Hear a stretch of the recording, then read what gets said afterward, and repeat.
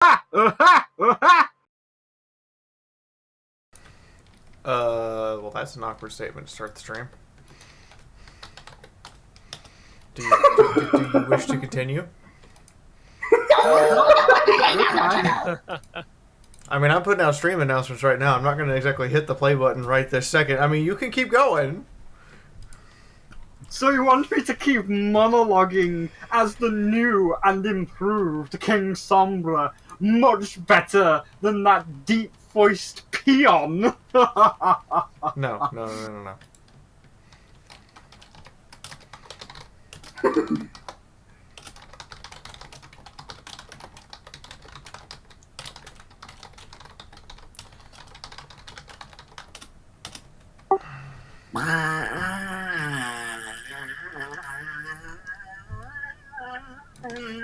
Is Jasper okay?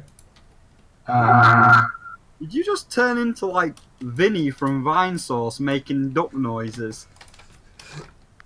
It's Jasper okay. He goes through the stress of having new people as friends, and the job hunt, and the move, and having his thumb caught in a bear trap, and he asking if he's okay. No, he's not okay. Caught in a bear trap? No, not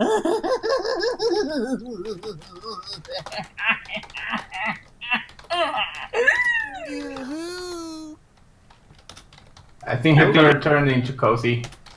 You okay there, Jasper? That was like a high-pitched in that ramble that you got your hand in a bear trap. Okay, I gotta smack you just for calling me cozy. You were the one that did the high-pitched, like, little girl's voice. We can't be slapped for what your actions are doing to yourself. There is literally, like, almost half the cast is high pitch, and you go for the one I want to punt over the football field and cover in dynamite and blow to Saskatchewan? Because you're doing her cadence of, like, oh, well, I don't know about working together, but that sounds like friendship. You're like staggering your cadence like her. Okay, well, in good news, I can press the play button now if y'all want to hold up and actually start talking. Yes. Are you sure? Yes. Very good. Jasper, you good? Right, Jasper's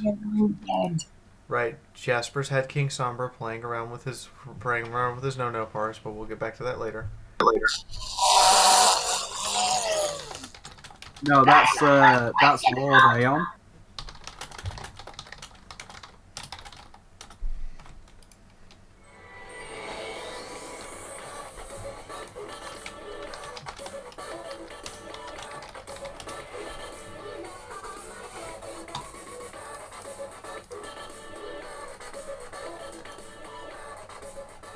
Pineapples. Alright, ladies and gentlemen, boys and girls, children of all ages, I'm about to turn on the stream chat, and I will see what you've all been saying now. In the meantime, welcome to Reviewers Web. Today, we are here to talk about the two-part Season 9 opener involving King Sombra, and there will be spoilers. If you came here not expecting spoilers, you came to the wrong neighborhood. You're in the wrong hood. If you came here not expecting us to talk in-depth conversation about this shenaniganry, you're probably also in the wrong neighborhood. And lastly, if you came here expecting us not to want to fight and cut each other's throats, because we're pretty split here as kind of an audience at this point. I think it's, what is there, 8 of us here today? I think it's like 5-3. Like, this is the kind of Supreme Court case that is not quite a good ruling. And if you came here looking for a Twinkie in the toilet, then boy, what are you smoking? Because I could use some right about now. That sounds like you've been watching Zombieland with Tallahassee. In that house is the last Twinkie on Earth, and I want that goddamn Twinkie! We all want the last Twinkie! Because it's a Twinkie! Now, in the meantime, all of that's out of the way. How's everybody else doing? I'm doing pretty good, thanks. Do pretty well. Good. Relatively fine. I mean, we did have that break for Winnie City, but we're back. I am officially now taking Q&A. And in the meantime, this is an odd and an even episode. So, Golden, do you want to start, or do you want to let Brony Critic take it? With introductions, not with your commentary. You're starting either way. I know what you're talking about. Yeah. Hey, everybody. I'm Golden Fox, and I review episodes of MLP, movie reviews, and I stream Let's Plays on. Pass that off to the next. And I am Insane Spyro, the greatest dragon in all of gaming, reviewer, let's player, and game pundit, and the artist of this channel. On to Jasper. Before Jasper starts, Insane, I found a better dragon than you. It's for Monster Hunter World. Anyway, Jasper. Excuse me, I will let the intros play. I will talk to you after that. Hi, I'm Jasper. Who better to cook a pie than a pie? I make comics, do audio dramas, and apparently get called Cozy Glow by this one over here. Hello. Hello, everybody. Oh, look. That was great. Very, very professional. Anyway, this is your super awesome Ace Analyst Master Code here, reviewing everything ponies, from the comics to the show to the books and everything in between to Moon Knight.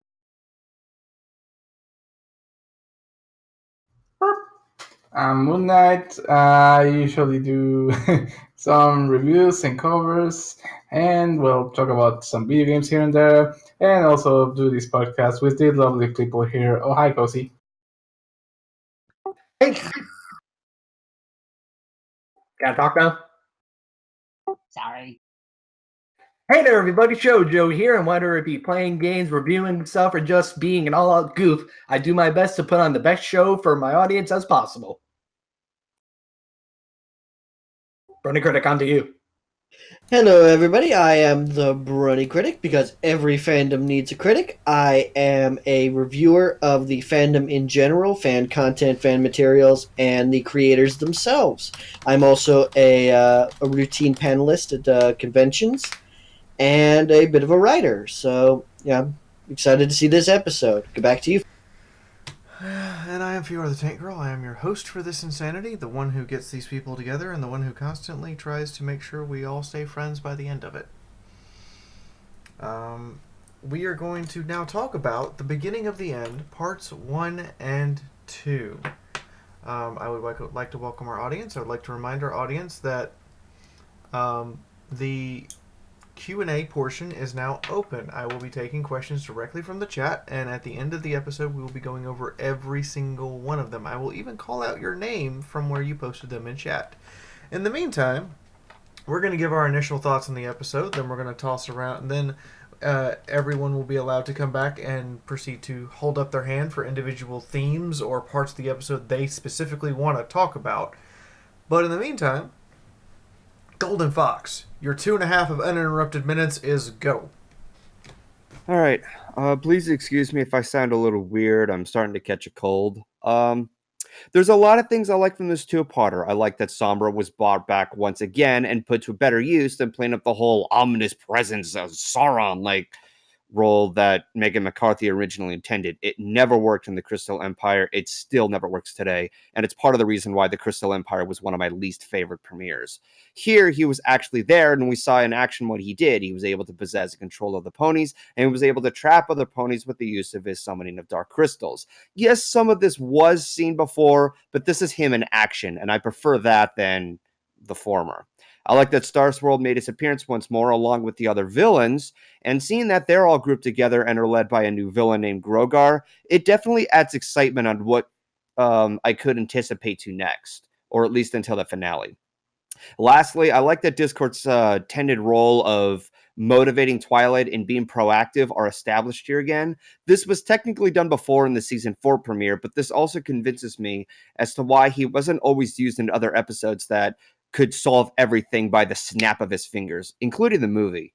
However, his fake out near the end was rather irritating and undermining to me of the supposed suspense of when he was taking the blast from Sombra and the possibility of him having certain limits to his character then be written as a Deus Ex Machina all the time. I also thought the princesses immediately making the decision of giving Twilight the leader of Equestria was really stupid. Yes, they do acknowledge that it was a mistake, but it doesn't excuse the fact that they still did it. But other than that, I'm able to take this at least as a hint of what comes next and what the show may be concluding with, but I won't count my chickens first before they hatch. I'm just going to wait and see. Pass it off to Insane Spyro. Alright, quick. First off, you're probably talking about Rathlos Phi, and I get that. He is a really big boy, and he is a good boy, but I am everybody's childhood hero. I have got more naughty art of myself on Rule 30. Alright, so yeah. My pride is on the line, but I will save it. But yes, to me it was a split episode. There was a lot of good things. I like the fact that they kept Grogar as pretty much Satan from the old series, where he's like, I am the one that lives underground in the red lava cave, and I'm stronger than everybody else. So I'm glad they saved him till the end. I mean, we needed a plot device to make Twilight Princess, so Celestia, being the troll she is, just told her. So I've got no issues with that. And the Deus Ex Machina Discord, I didn't mind it. I knew it was a fake out and it's going to wind some people up, but it kind of had that Star versus the Forces of Evil glossaric thing where you know he's a god, you know he's not going to die and he's faking it. But if he has to put on a show to make them get not hit by the idiot stick, because Twilight should know from episode 1 when she fought Nightmare Moon that you don't need them. You are the elements. You don't need them. So why have you been hit with the stupid stick? So if his speech gets her unstupefied, then that's what it needed to happen. And lastly, the one thing that I really disliked about the episode, that the hate of this episode, was Sombra's voice, because he is no longer the menacing crystals, I'm watching you, that everybody expected. He came back as this self-aggrandizing high school villain with high school voice and narrative, where he's like, I'm a bad guy with a flamboyant voice, Jackie, baby, and I'm going to rule the Crystal Empire, and have a voice crack at the end. Oh, also, you just caught me monologuing again. I can't believe they caught me monologuing. On to you, Jasper. So I think someone needs a hug. As for me personally, I thought the opener was really solid, though that could just be my bias because I was not that big on Season 8.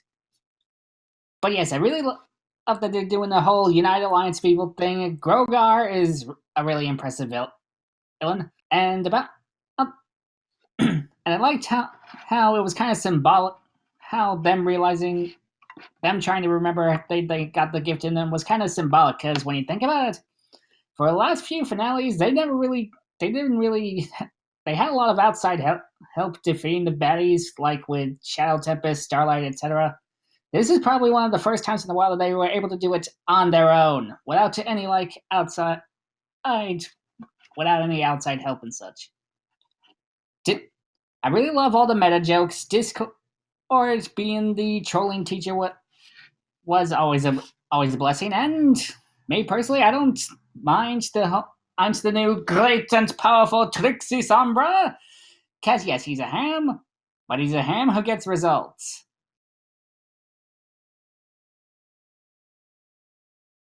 Are you done? You are? Or... All right, do you have more, Jasper? You have 45 seconds. Oh, also, out of the new villains, I think, out of the new villain alliance, I think Cozy Glow is probably my least favorite, but that's just me. It's fair. Okay, Master Code us with your... Ha! Meanwhile, hit the Legion of Doom. Welcome to the army. All right, so first of all, I will say I did like this episode, and it was a very good opener. I did have some problems with it, but I'll get to that in a second. First off, something I don't think you guys picked up with, or mentioned yet was once again the animators, they did improve the animation once again, like especially on Pinkie Pie.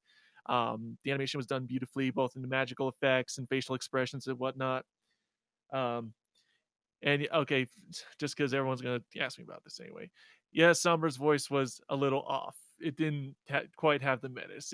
It basically sounded like Mother Brain from Captain N or Audrey 2 from Little Shop of Horrors.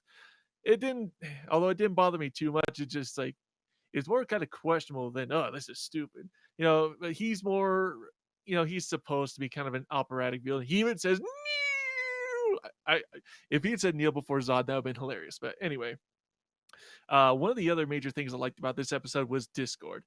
He was absolutely poignant and perfect. I absolutely loved all his line deliveries. They were not only comedic, but the way that he would give little quips to the main six, like "Oh, blah blah blah." Yes, we all know they've all been successful and all overcome adversity and blah blah blah.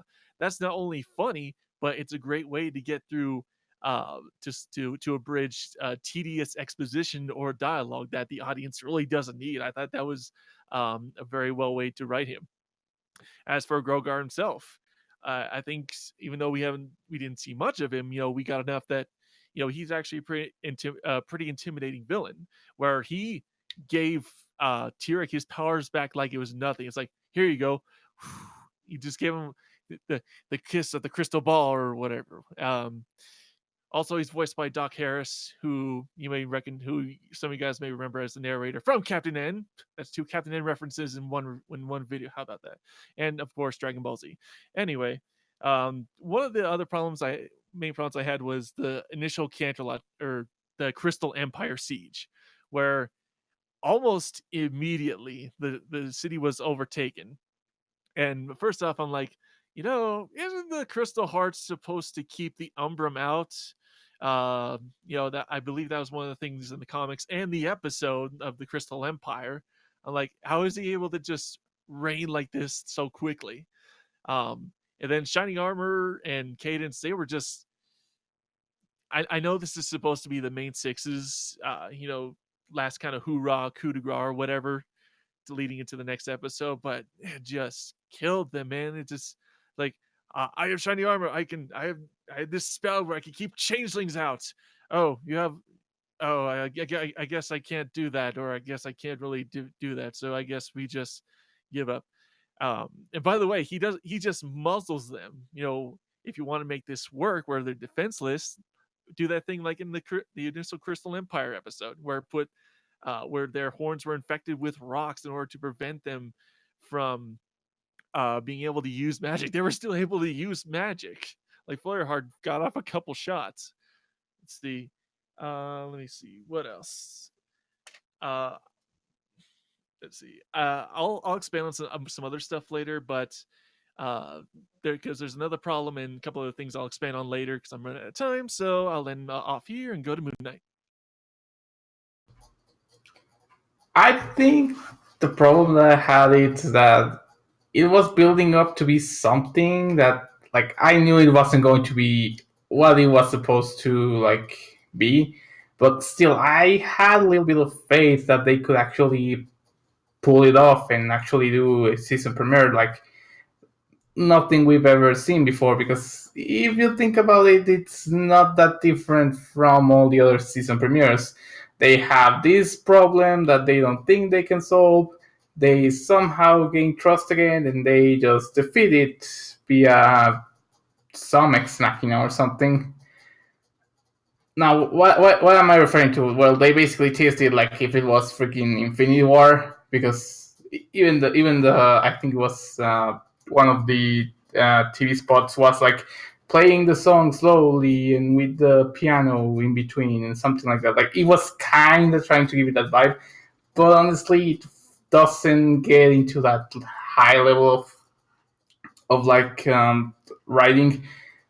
I like Grogar. I think that his character is like the actual most best villain that we've had, because unless they do the thing where they're going to redeem it or something. But I'm most likely sure that they're gonna have to, like, I don't know, spoof it out of existence or something. Cozy Glow, I think I think they're working on with what's best for her, like being like the annoying one, being like the one that's basically just there for fun and giggles. I think it was alright for her. Uh, what else? It's basically seeing that Grover made all the other creatures, and that's why they're kind of plot holes. And that's kind of also my problem. Like, they try to say that some stuff all over the show and all over the writing of the episodes happened because of this thing, and or because of this. It's like, yeah, but I don't know. It doesn't really make any sense. I like some of the meta jokes, but the one of the princesses, first I was like, oh, haha, that was so funny. But then I was like, that's just you saying that you never used two of the most important characters, and you're not using them in this episode, because even here they were just off somewhere and we didn't really saw them. I like that Sombra was back. I like that they got most of the villains back. I do think that if Grover could get, like, what was it? The Nightmare Moons thingamajig, I don't know what it was called, but basically, if he could get that power back, it would actually be, like, amazing. But I'll talk a bit later. I think I overpassed my time, but yeah, I want to show you.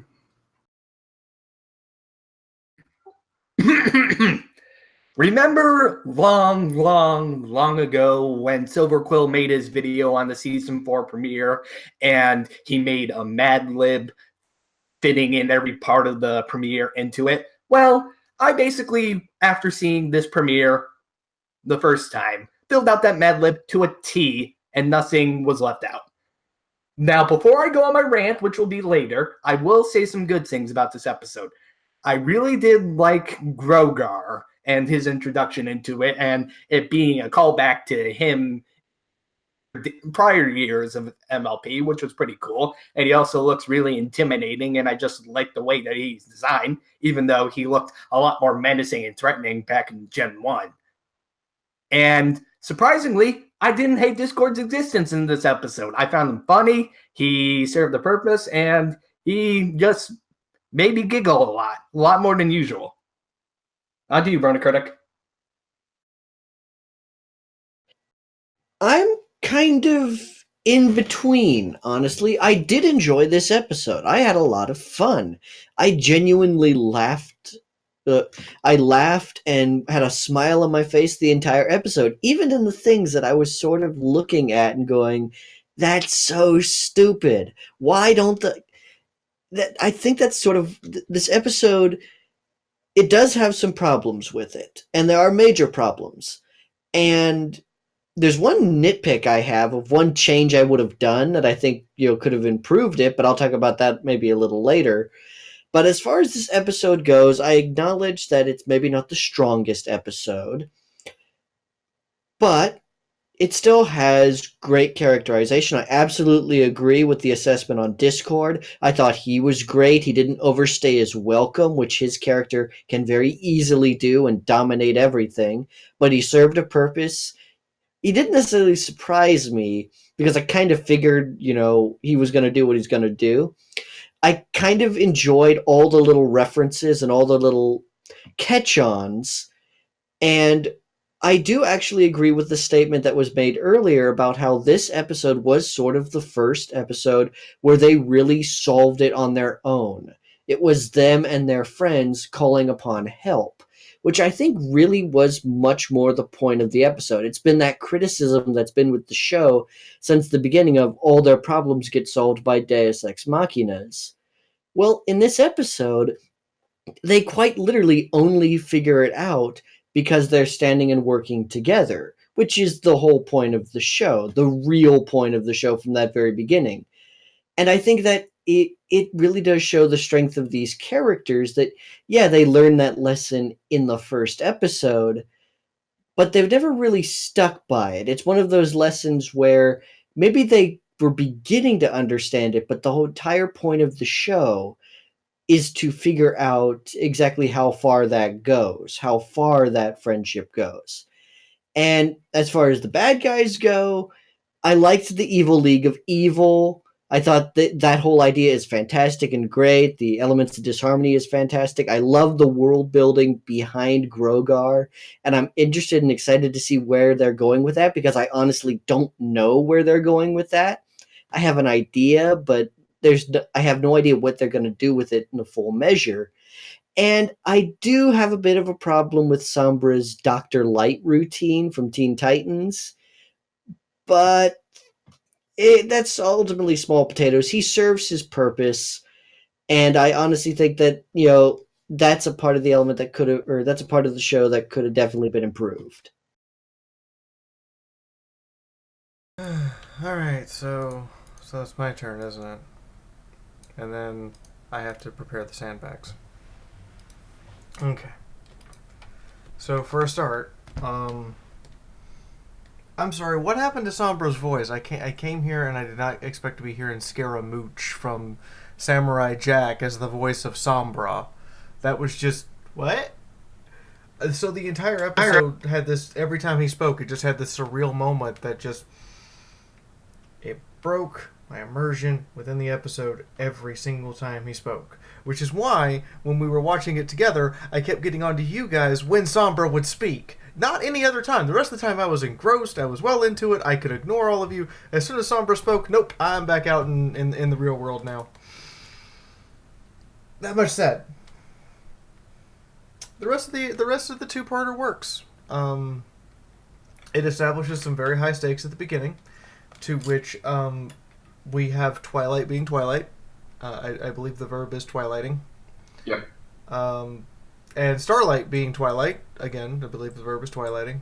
Over and over again. And we have the character's effective worst fears coming to reality, though even Pinkie Pie's worst fear is the most comical thing that you could possibly think of being someone's worst fear. And yes, I agree, he's truly evil. He made someone make a cake out of licorice. There's better uses for licorice. Not just licorice, black licorice. Furthermore, setting the stakes of this episode up as we're going to go break one of the cornerstones of the show that's been around for 9 years. This is the 10th year. Yeah, we're breaking this. And I look over and I go, huh. Well, this escalated quickly. I think this would have worked better as a two-parter if they had actually played the two parts on different days. So you had the first part, and then the next week you played the second part. So we would have all had time to absorb the fact that Sombra breaks the tree and the elements. We didn't have time to absorb that because we immediately got to see the next episode. That much said, Discord does Discord, and Discord does Discord well, and Discord teaches his lesson. And Celestia and Luna come to their senses. So, I mean, overall, it's nice just to see them Celestia and Luna doing things like, tactically nuking a forest is still doing something. That's my 2 cents. In the meantime, I'm going to get behind the sandbags because I'm expecting everyone's microphone to light up. Who wants to talk about any one particular thing? Good grief. Master Code, Jasper Fry, Insane Spyro, Golden Fox, are you on the list too, or is it just those 3 at the bottom? I can debate your Tree of Harmony bit, but I mean, you guys can bring. Okay, so I saw Shoujo first, then Brony Critic, then Moon Knight, then Master Code, then Insane. I'm gonna have to write down this order. And then Jasper. Go ahead, Shoujo. Okay, I have the stage. Let me look at my notes for a few seconds so I can prepare myself.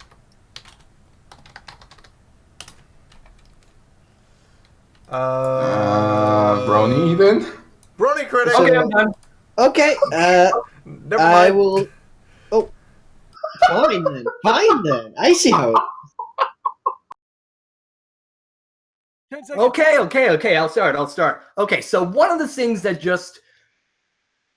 okay, it may be rich for me to complain about this, but for some reason they're just way too smart in this premiere. Yeah, I know I'm complaining about them being smart, but everyone from the heroes to everyone else to the villains, they're just way too smart. They have been shown time after time again in every single episode up till now that parts of the time they're drop dead stupid.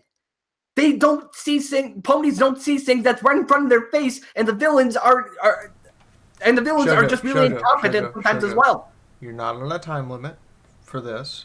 Second off, speak your words. Don't try to just hammer through them too quickly, okay? Because you're blending your words together really bad, and it's hard to understand you over the microphone. So just take your time and get it out. Okay. Sorry. Let me just from the villains to the heroes to everyone else, they are just way too smart. It has been shown in episode after episode that the ponies and the other creatures are just drop dead stupid. They don't see anything that is very clear to us humans, and it takes them a while to get things. So when I seen in the episode when Twilight starts digging in the pit when she was trapped in there, I was surprised because that was the only thing that I could think of that they'd be able to get out of there. And the point that I didn't realize about this, that one of you guys mentioned while we were watching this, is that she teleports all over the place when they get out of there. So why didn't she do that in the first place when they were outside of Canterlot and they were trying to dodge everyone and not hurt everybody? And the villains, yes, Sombra. Sombra just took a giant leap in logic and smart and followed them back to where the elements were and completely destroyed the tree.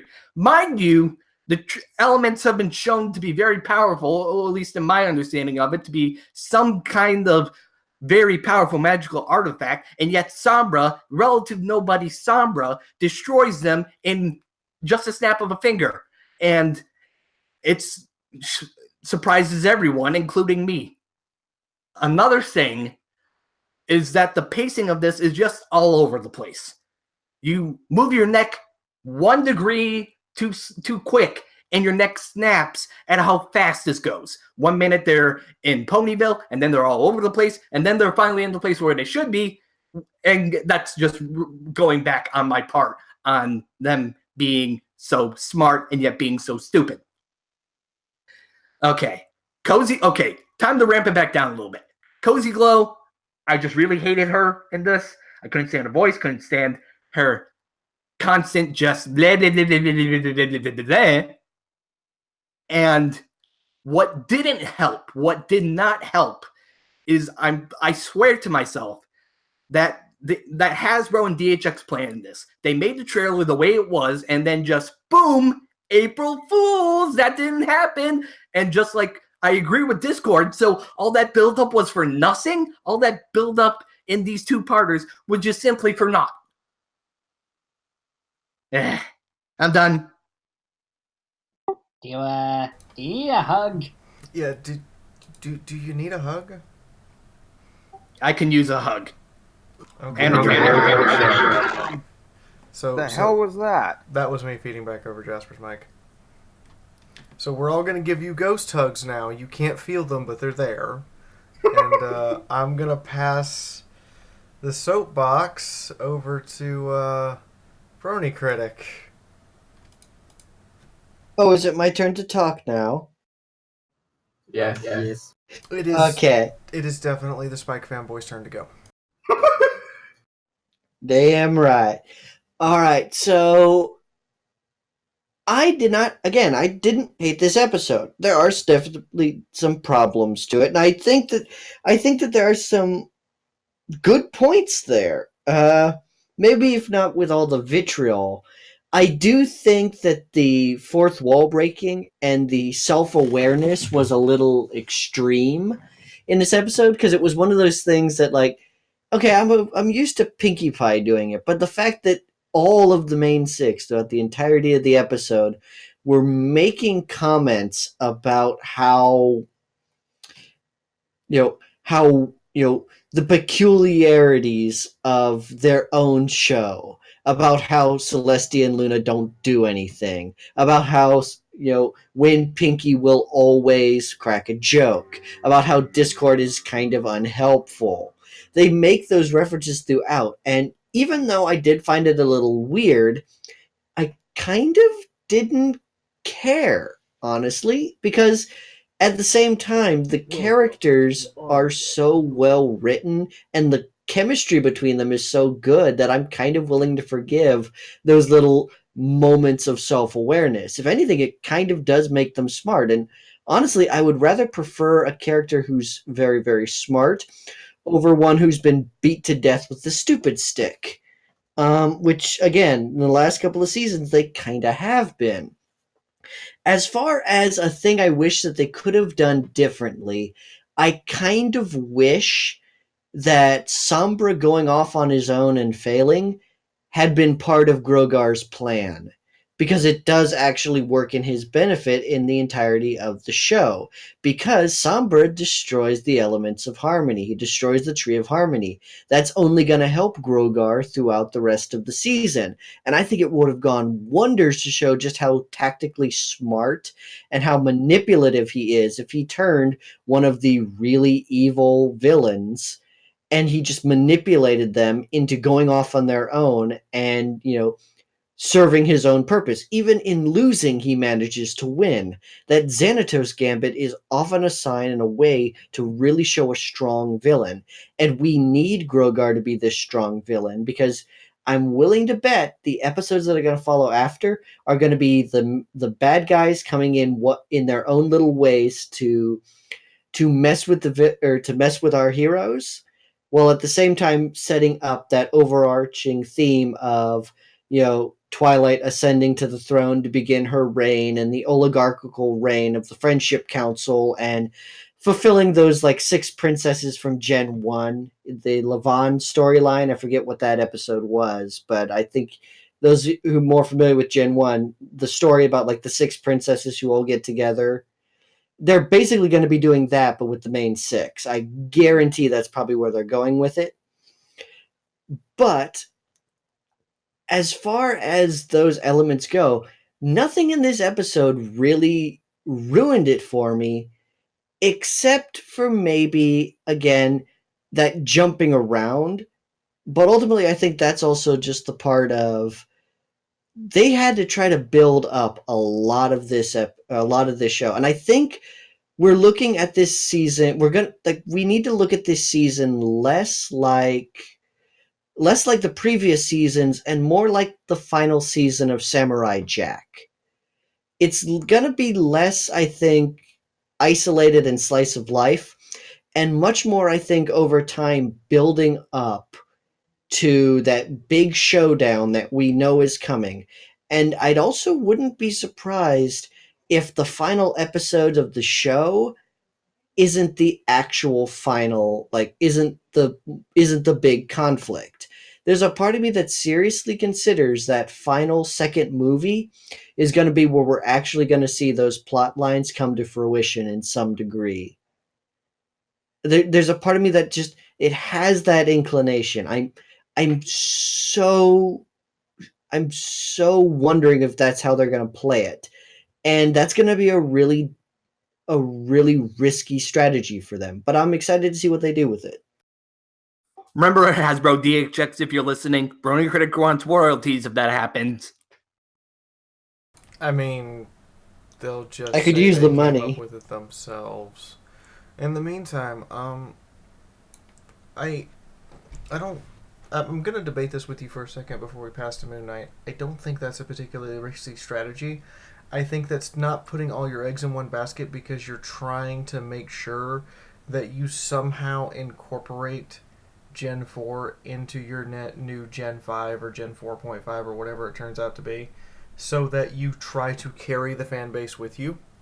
And also, if you're going to do a second movie, it better be about the generation that everybody was behind that made you money on the first movie, Otherwise, you're just gonna watch it flop with the new thing.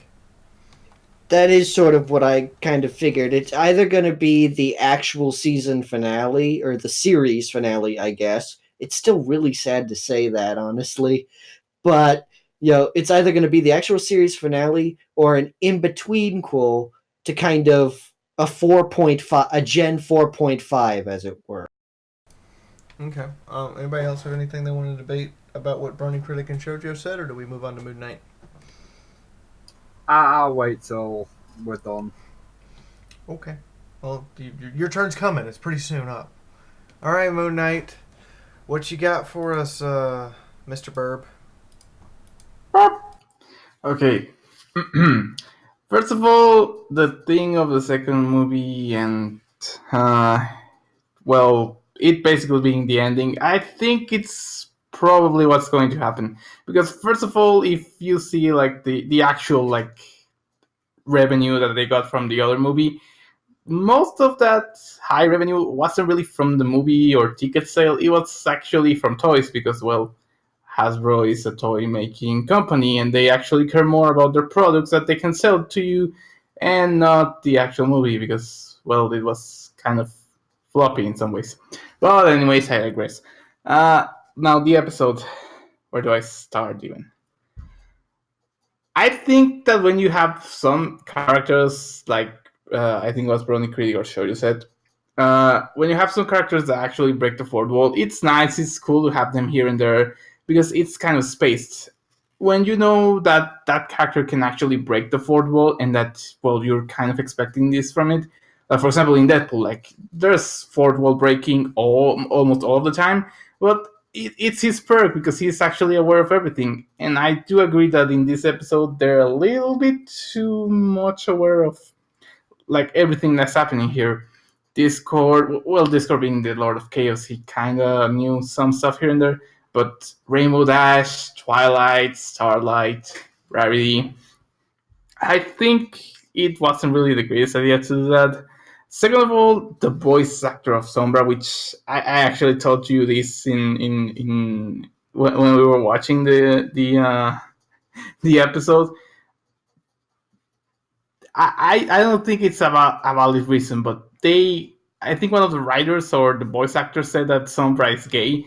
So if that's the reason for the voice actor change, or if that's their way of like telling that that's why it changed from the deep voice that it had, well, I think it's not really a good decision because it just sounded like he was breaking all the time, and it didn't really impose to me as much as it did like in the past. Like, granted, he only said one word or maybe even two, I don't know, but in the past I think it was a little bit more menacing rather than annoying. And I gotta say, I think he was in this episode more annoying than Cozy, because from Cozy we already knew that, oh yeah, she's the joke villain, she's just there because she's the joke of this group of the Skeletor mansion group. But here, Sombra is just like the joke throughout all of the season premiere because he's like, oh yeah, I'm gonna get rid of the My Little Ponies because I'm the greatest villain of all.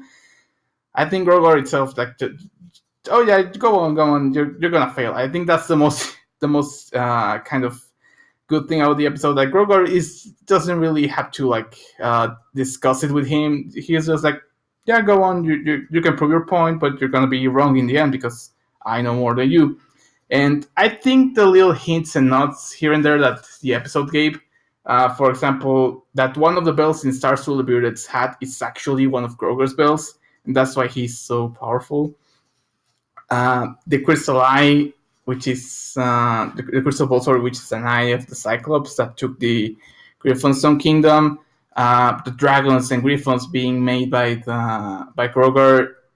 Granted, it's not really a really good way of like justifying that.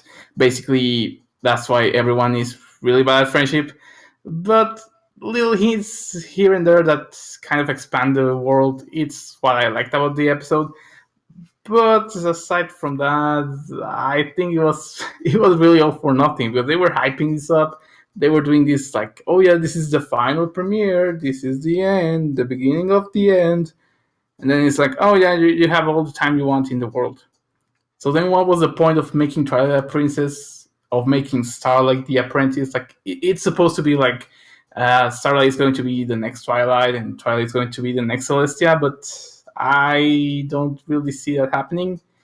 And honestly, I think with the second movie, just to end it, with the second movie, if they're gonna try to like tighten all those loose ends that they had, they're gonna get into a Kingdom Hearts 3 situation where there's a lot of like loose ends here and there, and they're just not gonna wrap them up in the greatest way. Oh yeah, that died. Okay. So I understand we all want to talk about the possibility of what they're going to do with the second movie, but we need to really stay focused on these 2 episodes. So don't go too far on your tangents about movie number 2. I just realized we've been doing that for like the last couple people. Sorry. It's okay. Do you have anything else you want to highlight about this episode or Sombra? What else was? Or the fact Sombra doesn't get a song and dance number?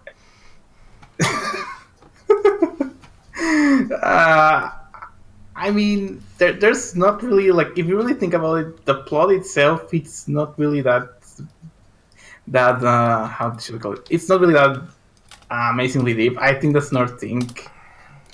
It's kind of just, it's kind of dumb actually. Like, for Celestial Luna, suddenly, oh yeah, you're gonna rule this kingdom right now. We're leaving. Goodbye. It's kind of like in the Lego Movie 2, where like the boss leaves because he's gone off for vacation or something. Like, I think they could like write it better or do something a little bit better with it. Like, actually made gradually from the start. But I guess they needed a means for Twilight to be twilighting. So yeah, that's something else, that the plot is not like really amazing for a season premiere. Okay, does anybody want to challenge anything Moon Knight said or talk about it right now, or do we move on to our, who is next on this long list? I have to scroll up in chat because I put it in the Twitch chat. Oh, bloody hell. No, don't do that, Twitch. Stop doing that. Stop it, Twitch. Bad Twitch. I think it was Jasper then me. Yes, it's Jasper then you. You're right. Me. Wait, so I'm going next? Go ahead, Mr. Pie. I can show you one. The pie plate is yours, sir. Well, okay, one thing I actually wanted to defend, and some that we were discussing during the pre-watching, there were a lot of kind of nitpicks about how about how they could do all this stuff and how they should and how they're not doing all these smart decisions. But my thing is, keep in mind this is a really stressful situation. Like there was a reason I could sympathize with twilighting, because I am one who does not do well with stress, and clearly this was like a major stressful decision. So yeah, of course they'd kind of be looking for a shortcut, because this is a big one. And that also partly what makes Discourse a little fake out. So noble, because you need to. Because sometimes you need to be. Dang it! I forgot where I was going. You have a brain fart?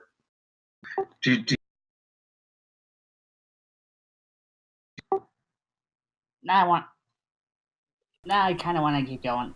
Yes, Okay. they lost.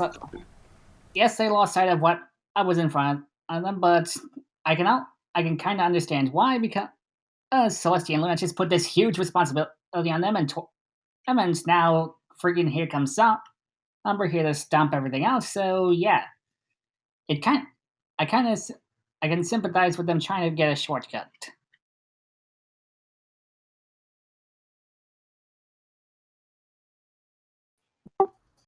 Was that it?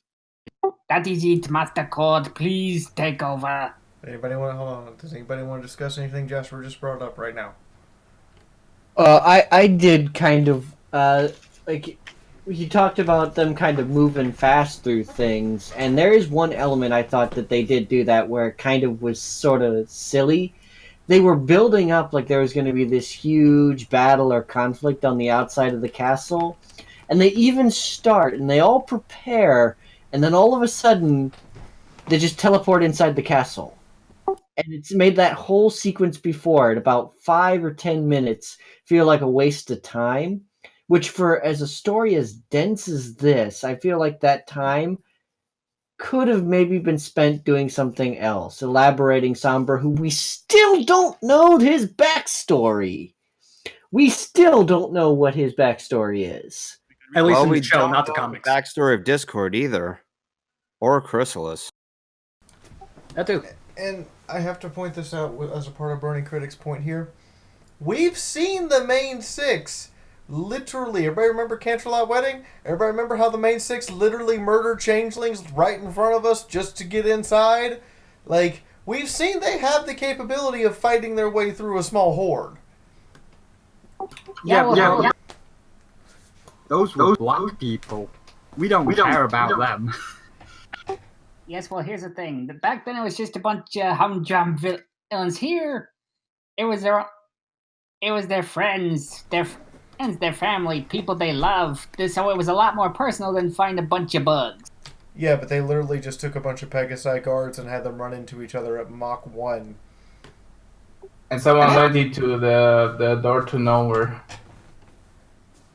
Yeah, they threw somebody into a door to nowhere. They put somebody into spider webs. They covered somebody in ice cream. They tied a bunch of them up in a net. I don't see the problem here with just coming up with a creative way to fight your way inside while Sombra rants. For the kids. Well, there's also the argument I mentioned earlier that it has been a while since they've done this kind of stuff on their own without any outside help, like in the Canterlot Siege. So they were kind of out of touch. You can't learn stuff from just doing it once. No, you can't. You really can't. Sometimes you need to relearn the stuff you learned. You can't expect to perfect the master of being competent like that. Yeah, but Jasper, then again, everything you're saying, I want to like buy you a pizza because I have to agree with.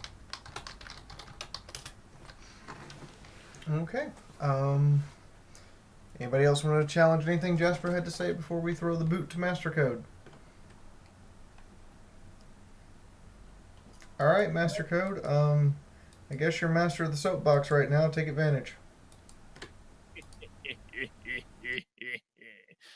Anyway, what I really liked about the opening of the first episode is that the opening scenes where they're talking with the princesses or where they're talking back at the friendship castle, those scenes really showed off that this is really they acted as a really good primer or recap that really nailed in the finality of the series. Like they go through like, hey, we defeated all these villains, and they have very nonchalant attitudes about them. Hey, I want you all to become princesses. Ah, sure, no problem. I didn't really see that as a problem because by this point in the series, they basically been there and done that. Like Celeste could say, "Hey, I need you to defeat this 10-headed Triceratops monster," and they'd be like, "Yep, sure, no problem. We'll go off and get it." "Oh, I need you to become princesses now." "Yeah, sure, no problem. We'll take on. Yeah, that'll be fun." So I really didn't have a problem with that. Something else. This one's quick. Uh, you ever get the feeling that Celestia should hire better guards? I know they've never been effective in the series, but at least they tried. If you go back to watch the scene with the Canterlot siege, where Sombra's got his army and approaching the doors, and the guards are about to blow their horns to warn everyone, he immediately blasts their horns, and after that, they are completely helpless. They're like, what do we do? What do we do? And they literally just float there, or just stand there high upon the towers. I'm like, Celestia, maybe future endeavors for all your soldiers, lest your kingdom be taken over. um, let's see, what else? Oh yeah, something. Okay, this is gonna be weird. It's how to say this. The timeline in part two is where I started to where the timeline kind of gets skewed. So hopefully you all follow me. You probably won't. It doesn't really matter. But anyway, so the tree gets the tree of harmony, and elements they get destroyed. Okay, and we find out later that Star Swirl, he felt a disturbance in the force, and then he goes to alert Celestia and Luna about this problem. Where they are in this episode, I have no idea. I'm gonna assume they were in Canterlot, and he goes up to Canterlot and he warns them. Now, as this is going on, between him telling between the girls trapped and the Star Swirl going to tell Luna and Celestia what's going on, the main six they escape by digging. It's like obviously, and they get back to Ponyville, and the entire town is razed. Like everyone's under control. Now they never actually said like how far away everything is, but let's just say I'll be fair and let's just say 2 hours away from Ponyville to the Tree of Harmony. I have no idea how far it is, but let's just say 2 hours pass. So, and let's just say it took Sombra an hour to go through and conquer. I'm being extremely fair. So, as this is going on, let's say now Celestia and Luna, they've now been warned, and they have left Canterlot. Now that the main six they've stumbled upon Ponyville, I know I keep going back and forth, but you see how skewed this timeline is. Anyway, the main six they've arrived in Ponyville. They see it's all been taken over. Next scene, we come to Sombra and his army marching upon Canterlot.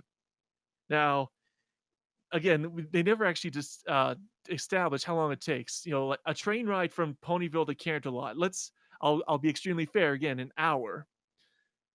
He didn't take the train. They marched from Ponyville to Canterlot, and it's still taking place in the exact same day. Like it's still like afternoon out technically. It's orange and everything, but it's still like within the same couple hours. So he basically spent, let's say, 2 to 3 hours marching all the citizens of Ponyville up to the Canterlot gates. And I'm like, I'm pretty sure someone would have noticed that. Maybe Celestia and Luna, maybe they're flying over. They would have noticed this huge line of ponies. And it's like the time when the main six there in Ponyville and Sombra's bringing his army to Canterlot. I'm like, you're telling me this is like in what, like 2-3 hours or something like that? It was highly unrealistic about how fast they got there. Oh, and by the way, Celestia, if Big Mac can make it through your security door in $3, hire better carpenters. Let me see. I think I had one last point. If I can find, let me go through my notes quick. Oh, I did like this is a positive. I did like Starlight in this episode, though she wasn't in a lot. Using the twilighting in order to inspire her and see how you see how silly she's been and whatnot. I do have a question though. When the main six are about to go to Canterlot, Twilight's like, "Hey, you know what? We're gonna go to Canterlot. Starlight, I need you to stay here and watch the school that has no students in it and has no bearing or any importance, and you would probably technically be better if you joined us." I don't know. I thought that was kind of weird. I know you needed the main six, or I mean, you needed a Starlight out of the way for the main six in order to, see through friendship lessons and friendship is magic and all that stuff. But I like, you probably could have picked a more logical reason. Like she could have helped out with the keep away the vines and Ponyville and whatnot. But anyway, that was my long and crazy rant. I'm pretty sure none of you have any idea what I just said. I do. Anybody want to challenge Master Code on any of his insanity right now? Here's your chance. See you, Moon Knight. I see it insane. Go ahead. Okay, first of all, sound like Jasper there, sorry. We've kind of seen that they don't really take time too seriously, especially with, what was it, the Fluttershy episode where she takes, looks over Rarity's boutique, where basically the freaking raccoons like travel from Ponyville to Manhattan in just like some seconds, I think we can clearly see that they don't really care much about time. It's not an excuse, obviously, but we can kind of see that they're just going to say, "Oh, they teleported off screen. That they did that." Yeah, okay. Second of all, I think it's more plot convenience rather than them hiring better security, because we've seen. Well, now we see the mayor guards and everything, and we also see that Twilight has no guards, and Cadence left basically her baby unguarded. So I think it's a little bit more plot convenience rather than actually having a good security. Because if it was like a real royalty and stuff like that, it would actually have a really high security, and they wouldn't even be near as they were. Uh, I think I, I like it that they had to remember everything, and the Twilight kind of noticed that she was basically committing the same mistakes over and over. But I don't know. It still feels weird that they know everything that they've done. Discord has to remind them about it, and they basically seen that the tree is just like kind of a manifestation of the magic. Like it's not really the magic of friendship. It's just like um, a way to see it basically, and that the magic of friendship is in there, and that they can use basically this rainbow ex machina thing whenever they want. So yeah, I don't know how they're gonna like break that for the ending, because either they do something I don't think they're gonna do, or they're just gonna end it with the rainbow again somehow.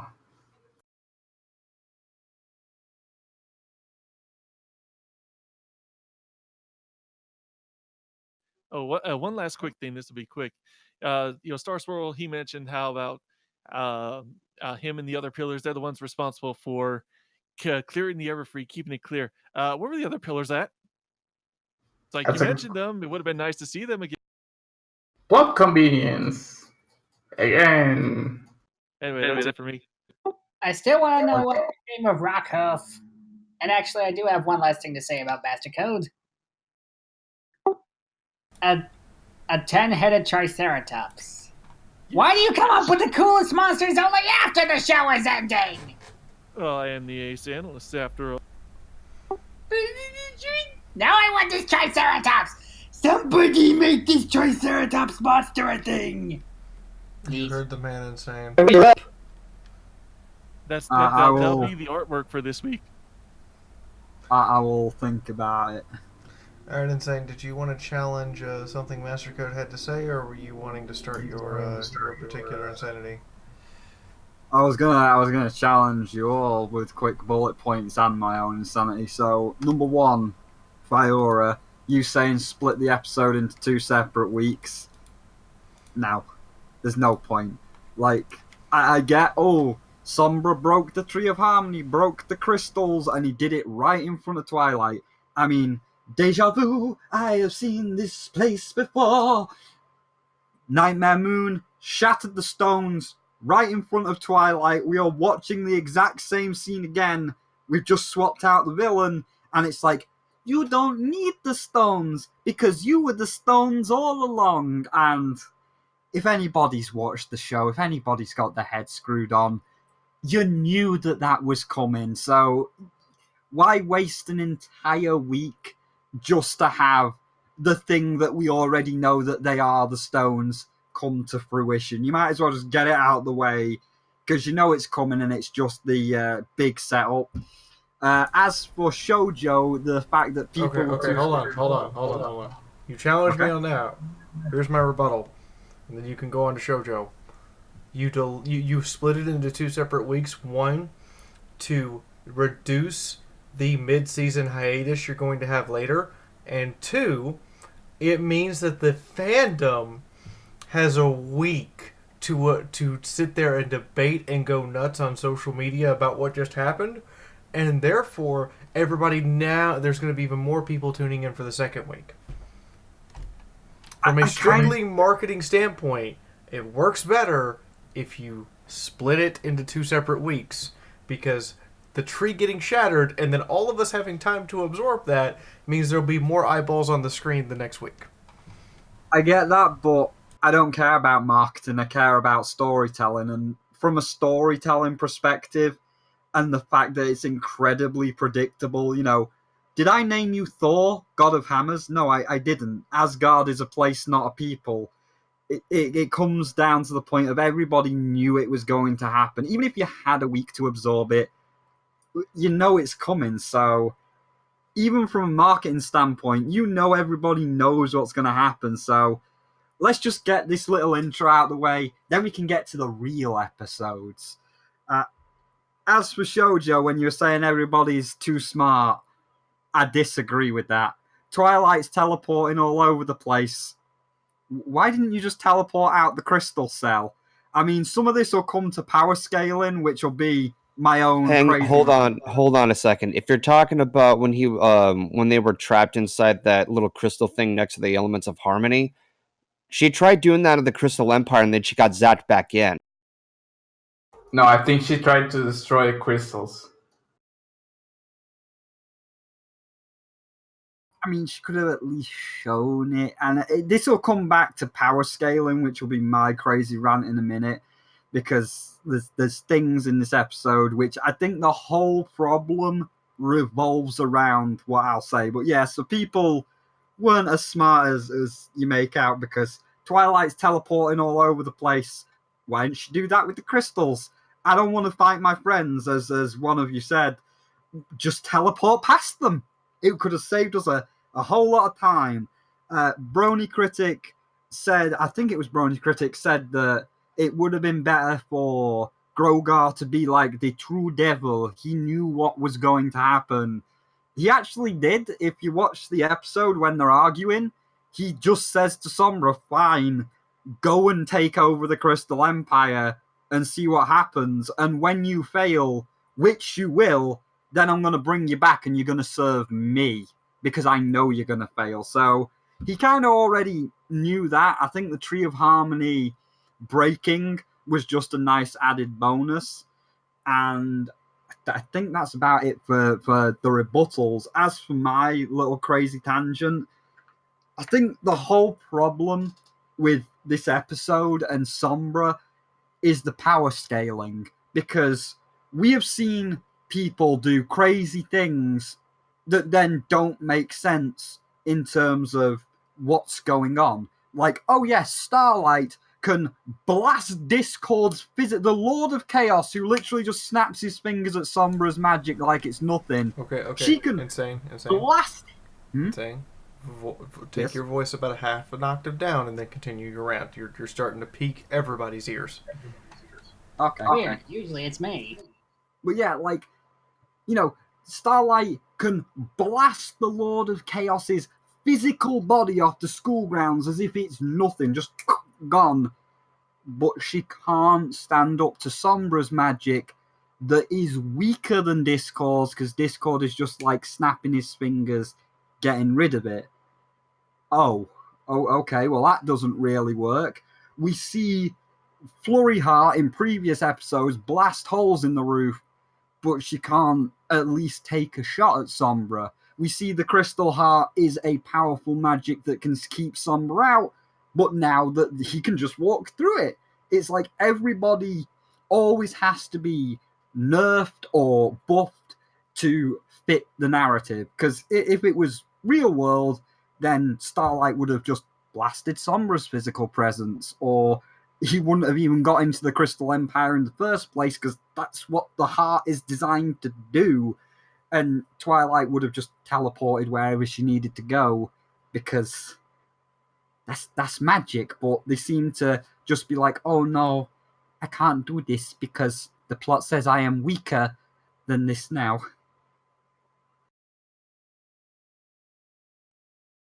That's a whole bag of marbles you just threw across the walkway, and you're just like daring any of us to step on the marbles. Barefoot, with Legos in between them. Anybody Yes. want to say anything about what Spyro had to say?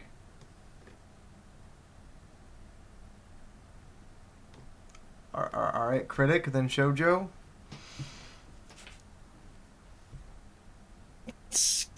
It's weird because I can't exactly say I disagree.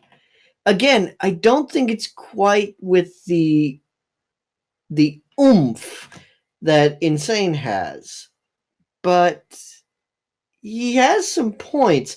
But honestly, a lot of those elements I sort of kind of there was a part of me that went, wait, no, wait, looking back, that does make a little bit more sense. Like, how did Sombra get inside the Crystal Empire? Because he was fully restored to full power instead of just being like a remnant of what he used to be. And it seemed like, especially, or it could have also been, it seems like he was an illusion, like he was never actually in the Crystal Empire the whole time because that's why he was out, like because that's how he was able to be blasted by the elements of harmony and wasn't defeated because he wasn't there to begin with. That was an illusion, which is also why he could get inside. um and then there's honestly, a lot of those elements I sort of was able, I was willing to suspend my suspend disbelief for a little bit because I just had fun. Honestly, this was fun. Like, it wasn't perfect, and there obviously are some great. There are some elements that could definitely have been worked on, or maybe gone through the editor a few more times. But I still had fun, and at the end of the day, that's what's the most important thing, I think. Oh yeah, it's incredibly fun. Like everybody was having fun. Like I loved when Chrysalis did her crazy face and crazy laugh and was talking to the trees. It was all fun, but at the same time, it's like, come on, you gotta sell me a little bit more on that. Like, if you're telling me that this guy can do this now, you gotta sell me a bit. And you've just opened the marbles even further. You've spread them all the way into the dining room, because if it is just an illusion of Sombra and he's not really there, that means that it's not his full powered body. It's not his full physical, I am 100% form. That's a tiny piece of his magic, which makes even less sense why the Crystal Heart couldn't keep him out. This is giving me the Last Jedi vibes. Okay. Anyone else, or do we move on to Golden, who I hope is like me and has the positive reflection of the episodes? Shoujo. I'm. Never mind. No, Shoujo's got his thing with his Spyro, and then center stage is all yours, Golden. Yeah, after I'm done, you got everything afterwards, Golden. That's a good point there, Spyro, though. Overall, I have to say that the villains and heroes were much smarter than normal. Something that comes to mind when I think about this is, let's take a look at Season 4's Endgame. It took almost the entire episode for Twilight to find her key, and she had no clue, and it's shown some instances of smartness, but she was hit with the stupid stick. Let's see, Season 6 with Flurry Heart, the demon child herself, and everything that happened there. There was a lot of instances where if a smart decision happened, it would have caused a lot less heartache. So I see where you're coming from, but I have to say, at least in my view, they were much more smarter overall. Sure, their collective dumbness did shine through in some instances, but that was probably just for the sake of the plot to ramp up the drama because it's the last season of Gen 4. Golden, I imagine you have a bunch of things you wish to bring up. Anybody got anything else they want to challenge Spyro about, or do we pick up the marbles and hand them to Golden? Alright, Goldie, it's all you. I'm trying to process everything a lot of you are saying, part of which I'm annoyed, but you guys have your opinion. But on the other hand, that just made me like the premiere less, and that just makes me lose faith in this series. But I do want to point something out. Insane Spyro, you're pointed out about nerfing down other characters, one of which you stated that Flurry Heart can create this big, powerful beam. If you're referring to the crystalline, you are aware that that was taken care of at the end of the episode, right? Right, but then, like, after Twilight showed up, she was then shooting beams at the guards. Like, why didn't you do that to Sombra? If you When can did this shoot them happen? now, in the episode, after they blasted Sombra from the Crystal Empire, she's flying around shooting like beams at the guards, and Shining Armor's like, "Bet you didn't see that coming." It's like, no, why didn't you take a shot at Sombra? And if that's a baby that can do it, why is Shining and Cadence also not shooting Sombra? You're saying this happened in the beginning to the end, right? Yes. Yes, Because when she you say shoots the episode, when you say the episode, I prefer that you clarify the title because I was talking about crystalline earlier. I don't know. My bad. I honestly don't know. If I'm going to be blunt here, I think we're overanalyzing this entire thing. At the end of the day, it is a show for a younger audience. And yes, the drama's going to be ramped up. It's for entertainment. It's not for logic.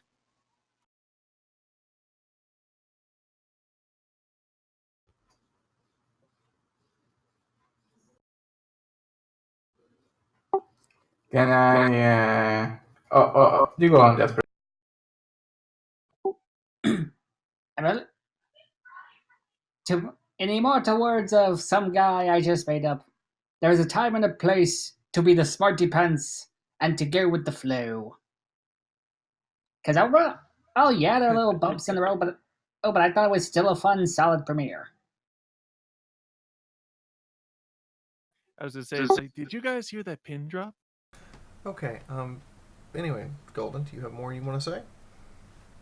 No, I'm pretty exhausted processing what a lot of you were saying.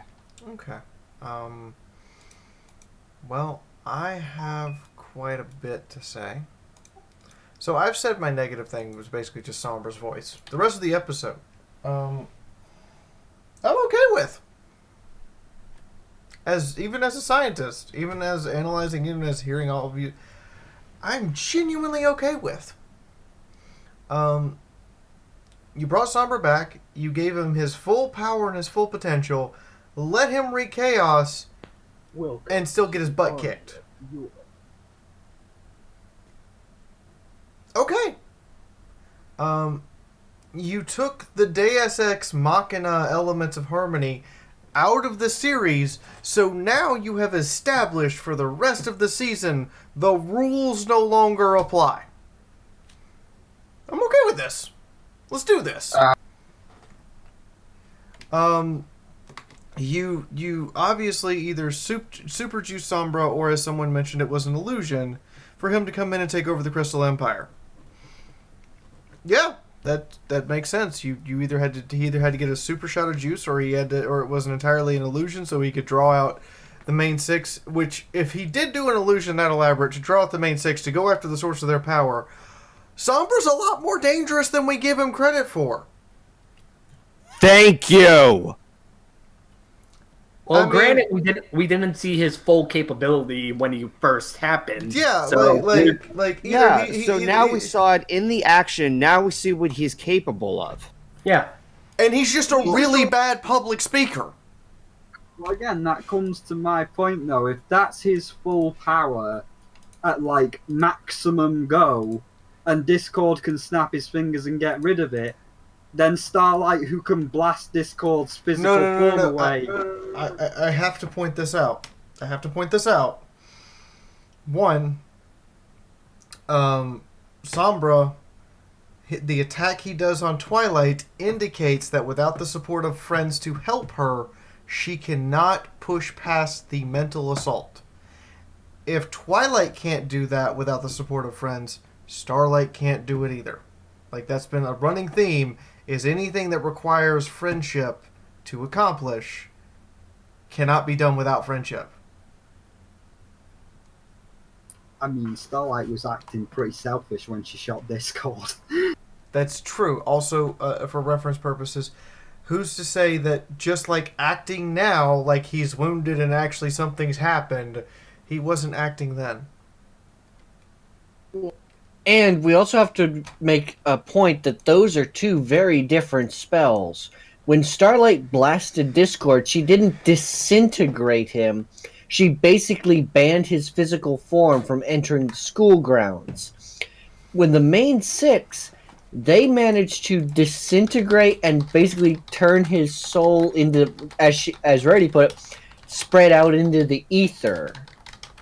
So I feel like it's two very different spells. Like, they might look similar, but they're not the same thing. And so there's a different level. I also have to point out that Luna and Celestia going to the Everfree Forest and being like, okay, we'll keep this from eating Equestria because we can do that thing.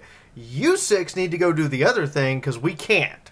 That, like, I was like, oh, so we get to see Celestia and Luna. Holy crap, they're actually blasting stuff. I was I thought that was just one of those moments of, oh, finally, it only took 9 seasons for Celestia and Luna to unleash magical death beams. Didn't they also do the same thing in the season 4 and season 6 opener? Yeah, I remember them doing that. Yes, stuff but with they the got weather. beat in both of those cases. In one case, by wind. They got beat by wind. And in this case, no, they're just holding their own, having no problem. And Star Swirl, like Star Swirl also showing the magical capability he's capable of by literally digging a trench line to stop the expansion of a forest. Somebody complained about that when we were reviewing it. And I'm not going to call you out because I forget who it was, 1, and 2, that's rude. But that is a brilliant idea. If something is rapidly expanding, creating a trench line to stop it, that's how firefighters fight forest fires. That's how you fight erupting volcanoes, is you create a trench line to force it to pool, or to give it nowhere to expand to because it's just open air that it can't go through. It has to obey the laws of gravity. That was a great idea. And just watching that on screen, even if it was just the briefest minute or two, was definitely just worth watching the episode for. So I am the overly positive one here in that, yeah, they establish very quickly that for the rest of the season, all the rules don't apply. Everything that we have like had our security in does not apply. We are breaking all of the rules. Deal with it. Okay, because if you want to cite, oh, well, how did Sombra walk into the Crystal Heart? How did... I still can't pronounce his bloody name. Goatman reach into Tartarus and rip Krogar. I'm Southern. How did he reach into Tartarus and yank Cozy Glow and Tyrek out? Because he's the devil. When the main six had to have a special key to get into Tartarus and then had to have a special method to get out. Unless he's literally, as Insane suggests, the devil Satan himself. In Generation 1, he was. He lived, like, in hell, and he's like, I can do anything. I have got the power. The Emperor of Tambalon. And in this one, he's the first Emperor of Equestria, and I believe they call him the King of Monsters. And I really think watching these 2 episodes, they missed a couple opportunities that they should have taken for a song. Sombra, like, as much as I hate his voice, deserves one just because of all the fan stuff that's done for him. And then they bring this guy's whoever did Sombra's voice. I don't think you're going to get invited to any conventions unless somebody's just crazy, because I don't think any of us liked what you did. I didn't mind it personally. I think he just discarded the elements. He deserves to quit it up. He's the king. But like you had the Legion of Doom standing there next to each other, and I'm like, I feel like a song and dance number would be appropriate. Why are you not taking advantage of this?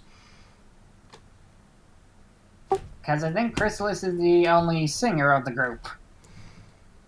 Like, these are the complaints I actually have. Sombra's voice. Why did the villains not get a song for this 2-part opener? Because they really could have used one, and it would have been great.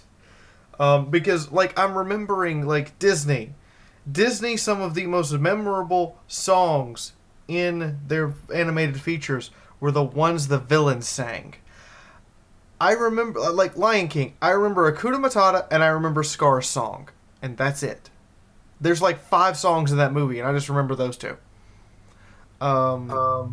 I think that's because they're not unified yet. Like, if you try to make them sing now when they're all still uncertain of each other, they'd all be off key. And you're gonna get that in like the season finale, where it's like, yes, we are all unified as the elements of disharmony and are now working together. Okay, maybe Can you I- have a point.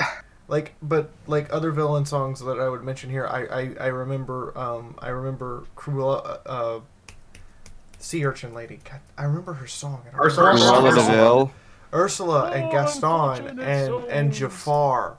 Those are some of the most greatest moments I've ever had in animation. Is just watching those villains sing, and then we come to this, and I'm like, you guys should have this. You really should. But anyway, no, this was a great way to open the season. Is just go, okay, everybody, this is the last season. Here's the rule book. We're throwing it out the window.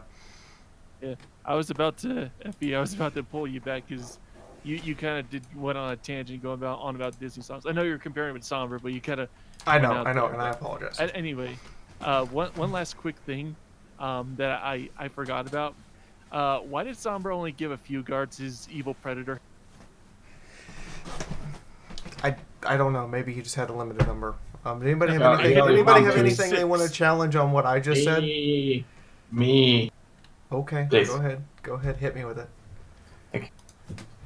Okay, so first of all, the Flurry thing. The Flurry thing, we've seen it not only in the Crystalline, but we also saw it in on Twilight, or I don't remember the name of the episode. It's basically where Twilight is babysitting Flurry Heart. We see her use some sort of shield spell that, she actually could have used in this episode. We see her use some levitation spells, and we also see her, I think she used some other magic in the special, which is established that it already happened. So yeah, Flurry has about 1 year or 2 years age old. But yeah, anyways. Second of all, I think it was something to do with what you said, Fiora. Oh yeah, that they were breaking the rules. There's no more Ex Machina. Although there is, because they're still using the rainbow power. They're still, the power is inside us. We can destroy anything. It's kind of like, I think I saw it. It's kind of like Steven Universe, where, oh yeah, I'm just gonna say some words and you're gonna be rid of evil, and that's what I'm fearing, and what some people are fearing too. That basically they're gonna defeat Grover kind of easily. Like, they were hyping this up, like they were trying to like break the rules with, oh no, the elements of harmony are off. Oh no, Sombra's back. But then there are some elements that kinda don't really like make it seem like they're breaking the rules. Like, I know it's a kids episode, it's a kids show. I know it's targeted towards kids, little girls, to be precise. But then again, if you're going to try to be like epic with all with all the commercials, with all the hype, with all the story behind, with all the lore, why are you hyping it up and just doing it for nothing? Like, I think it's kind of a waste. Like, I think what Spyro said, that it could have been like just one episode.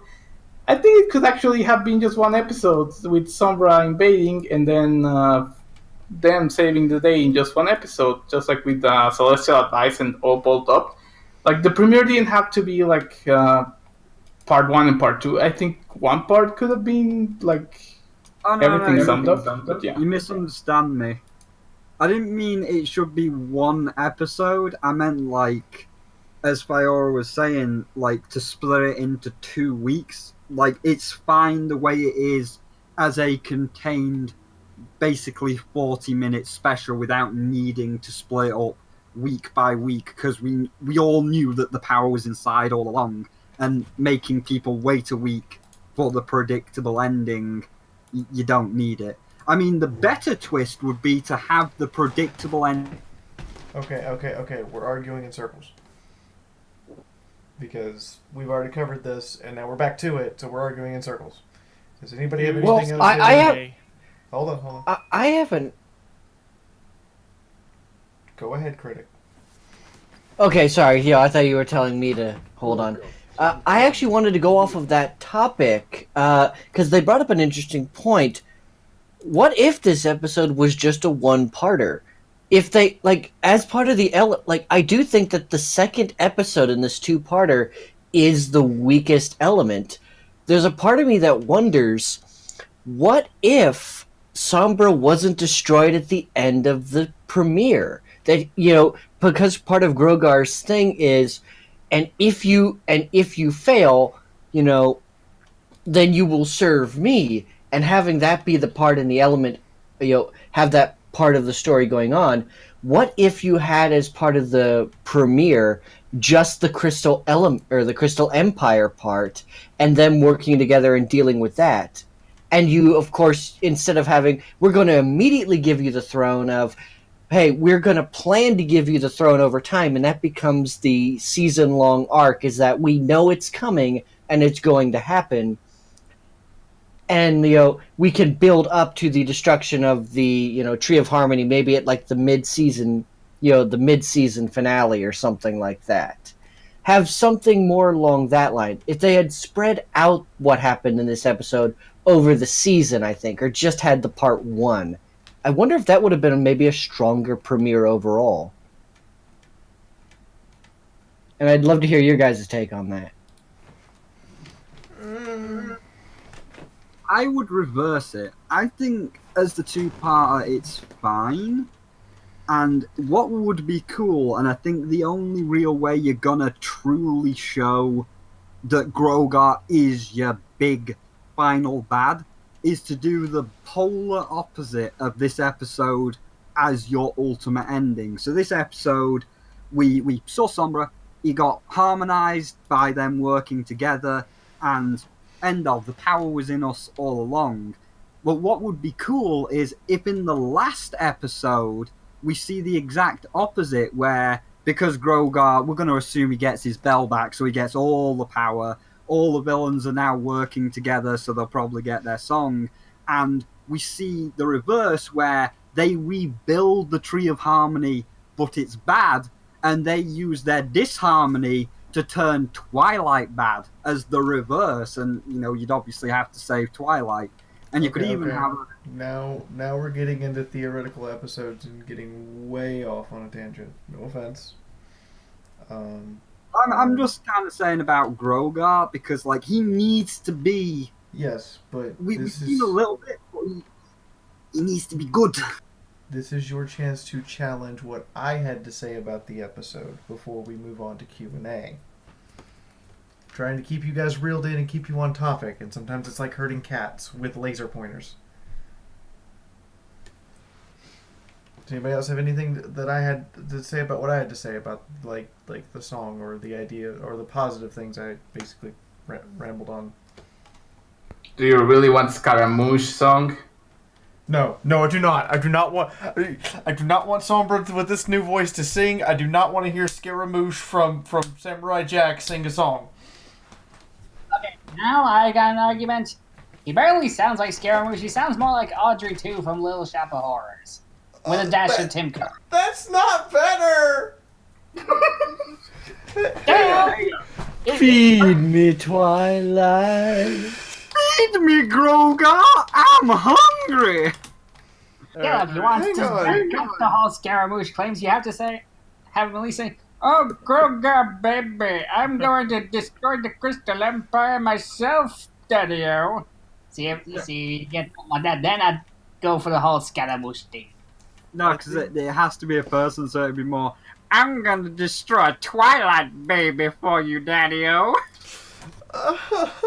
Let's just because we're never gonna because it's already been an hour and a half. So let's close it up. Let's wrap it up.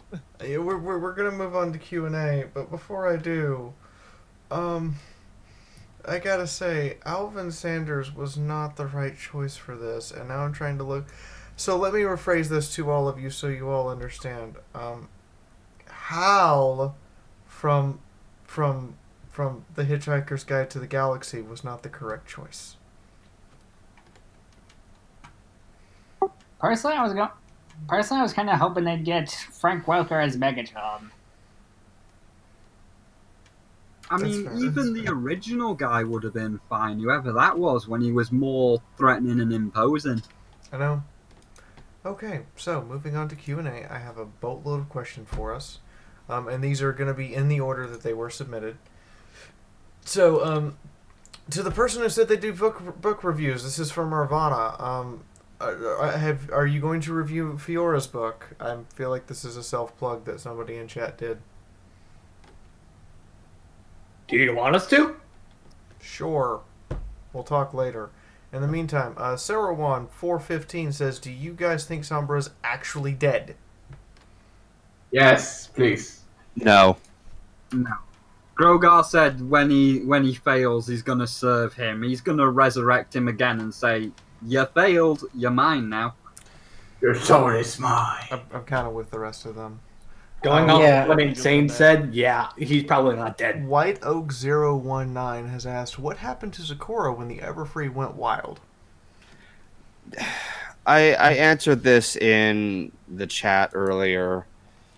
Do you really think the two-parter would have enough time to establish anything with Zakora? There was so much happening as it. And my personal opinion, Zakora lives in the Everfree anyway. I think she's fine.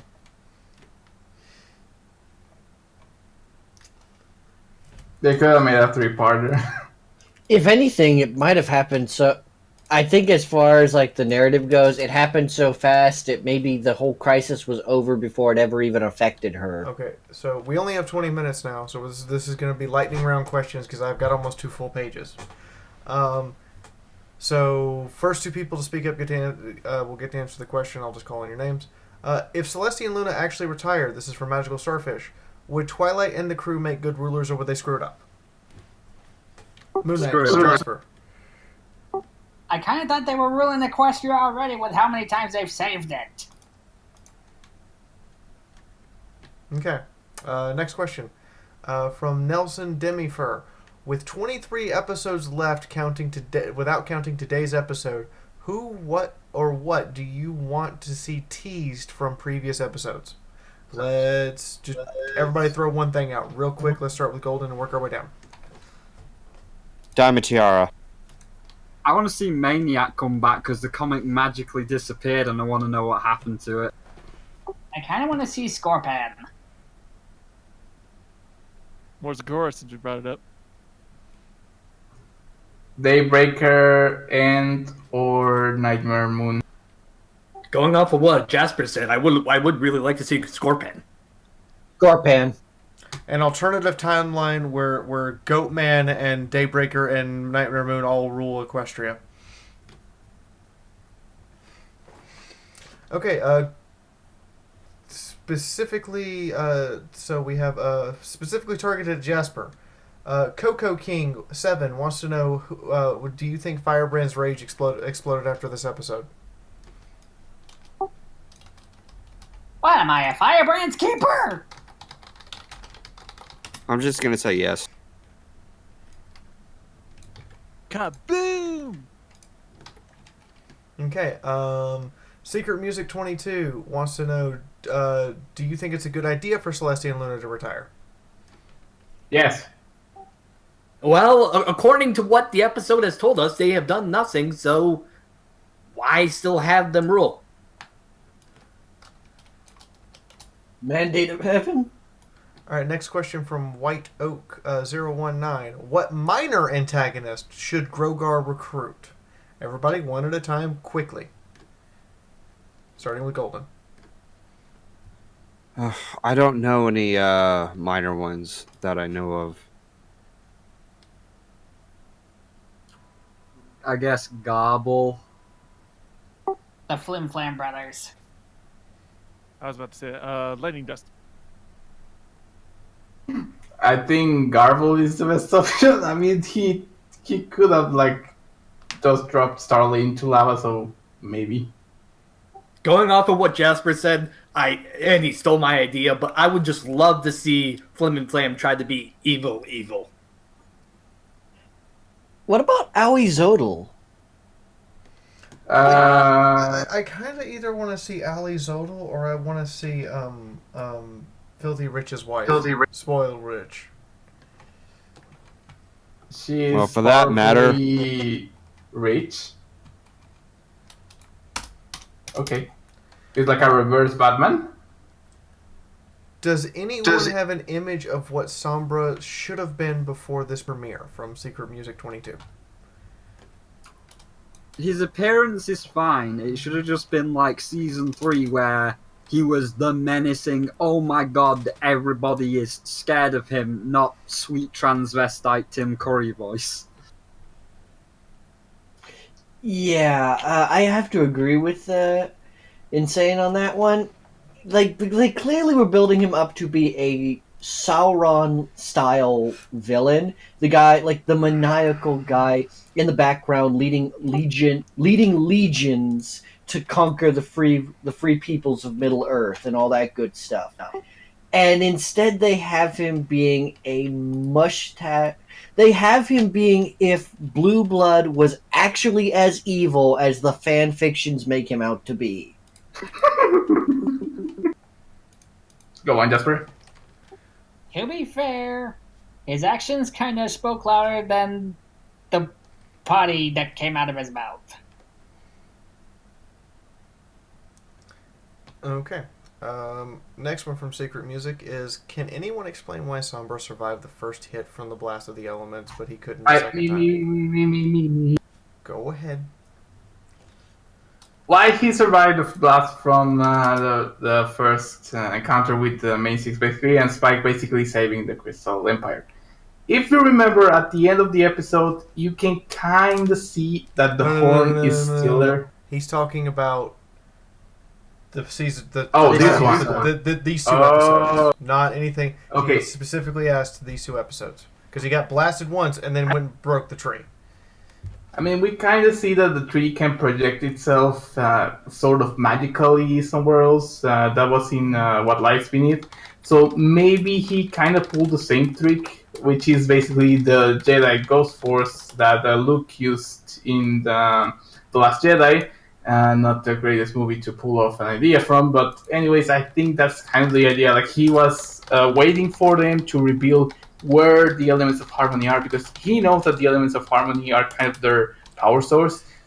But he doesn't really know where they are because, well, he could have asked Chrysalis, but he didn't do it. So he was like slowly creeping, and just when they were like really confident, oh, we saved the day, that's when he attacked the Tree of Harmony, which was actually maybe was a little bit weak because they took the elements off of it and it had to recharge the magic when they put them on it.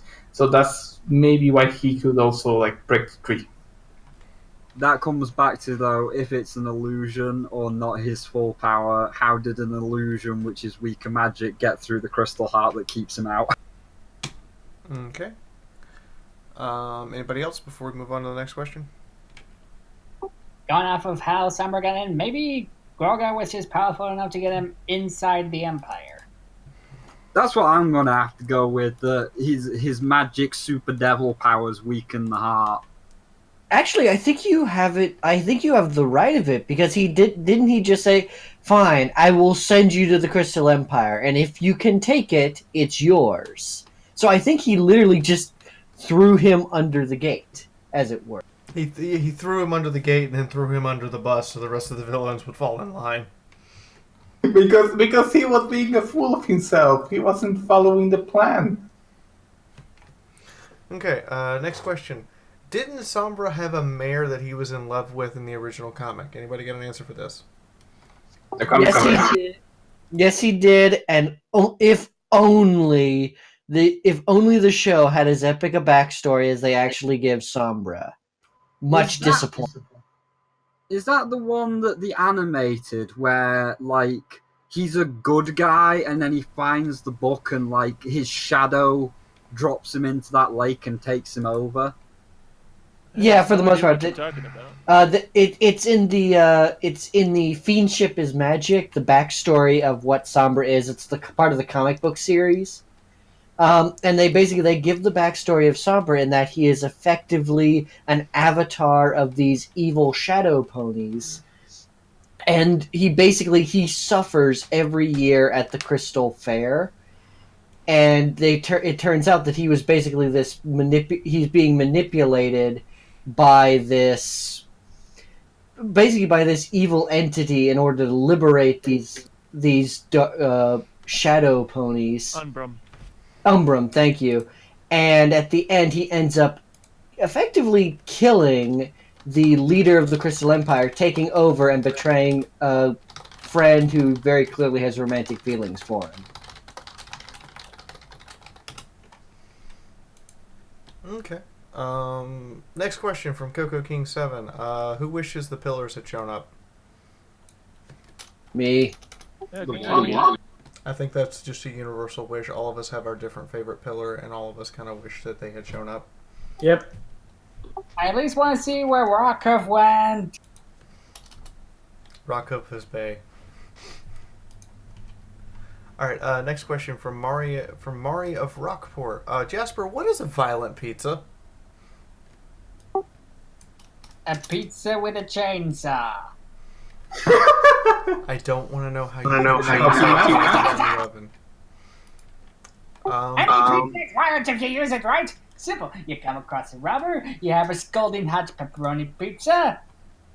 Right in the eyes. Next question from White Oak 019. Who wants Dashi to visit their dreams and have control of them? Me. Hard pass. Now that you say it out loud like that. Do I get to pick a pony? Because I know that I would choose several others. Nope, just Dashi. No. I think we're all against that. Next question from King Bronze. If Pinkie Pie becomes a princess and she gets the horn and wings, what's wrong with them? It's nothing wrong, actually. That would be like at the movie, or what? Not the movie, the finale. Like, it would be actually kind of cool to see them all become alicorns, because they basically done what Twilight did. Like, they fulfilled their destinies, to say it in a way. It's kind of weird because she already has powers beyond that of a normal Earth pony, because she can break the fourth wall and all that stuff. So maybe weird just to see her with horns and wings. Speaking of, for Fiaura's science, her hair drill. I'm gonna have to go figure that out now. Thank you. And I have to Really? figure it out by BabsCon. I have to figure it out by BabsCon next week, because I have to add it to the Science of Pinkie Pie panel. Out of all the things that Pinkie's done in the past, this is y'all's line in the sand. Well, my other line in the sand is her talking about running and just doing a straight up fourth wall break mid episode at the very start of the episode. But that's beside the point. In the meantime, Mary Rockport asked, "Does Twilight think that everyone expects her to do everything by herself?" No. I mean, she kind of said that she doesn't anymore, because the beginning of the premiere, he's like, "Oh yeah, us. I've learned that I don't have to do it all by myself." But then she's trying to do it all by herself, which is kind of contradictory, because again, the dump came, the Twilight came. Well, and plus, even if she knows that she doesn't have to do things by herself, a consistent element of her character from the very beginning of the show is that she is tremendous. She has a tremendous amount of anxiety and personal doubt. So even if she knows she doesn't have to do it on her own, I get the feeling like there's a part of her, like that nagging voice in the back of her head. And a lot of people who deal with anxiety and stuff like that, like, even if they know logically they don't have to deal with it, that doesn't make it any easier or make it just as much to get over that hurdle of, oh no, it's all on me. So what you're saying is she's Twilighting. I mean, exactly. I mean, I understand now why people call me Twilight, because this one episode I was just staring at and go, I understand. I fully understand. I'm gonna go hide in the corner now. Next question is from Mario Rockport. What do you think the final episode will be? If anything, I hope it's actually something in the lines of what they wanted this one to be, which is like the ultimate showdown, where there's actually going to be higher stakes. Like, I know it's like targeted towards a younger audience, but please just just keep it this once. Just keep it like a little bit more of like serious tone. I We will. need end games, a 3-hour-long special just to wrap it all up. I got the real answer. I think the final episode will be the final episode. If I had to make a wager on what I think the episode is going to be, I think it's going to be them searching for Grogar's bell. He's gonna find the bell. They might try to do a redo of the Tambalon story arc from Generation 1, if I had to make a wager. And somehow I get the feeling of like bringing together all the different nations together. Some, the last alliance of men and elves to battle the evil forces. And at the end of the episode, I'm willing to bet, Twilight ascends the throne, and it will be, and her reign was long and glorious because her friends were by her side. The end. Book closes. Well, what I think is going to happen is they're going to find some powerful artifacts, most likely a power gauntlet, and all of reality is going to be dissolved away. All I want, because I know that we're going to have the happily ever after, I just want them to make the final battle good. Like, I want to see them blast Grogar with the elements, and he's just standing there in the rainbow beam, and he just brushes it off like, doesn't work on me, and he fires his dark rainbow beam at them. At least one of them gets turned just to raise the stakes, and everybody's like, and the biggest thing, please don't reform Satan. If you want to skittle Chrissy, fine. If you want to reform the child, fine. Don't reform Satan, please. So don't reform Satan, and I want to see Equestria at war. You have my permission to die. Like I just want to see like he's dead. Holy crap! My death counter keeps going up, and I can't control it anymore. And then I'm not so much saying.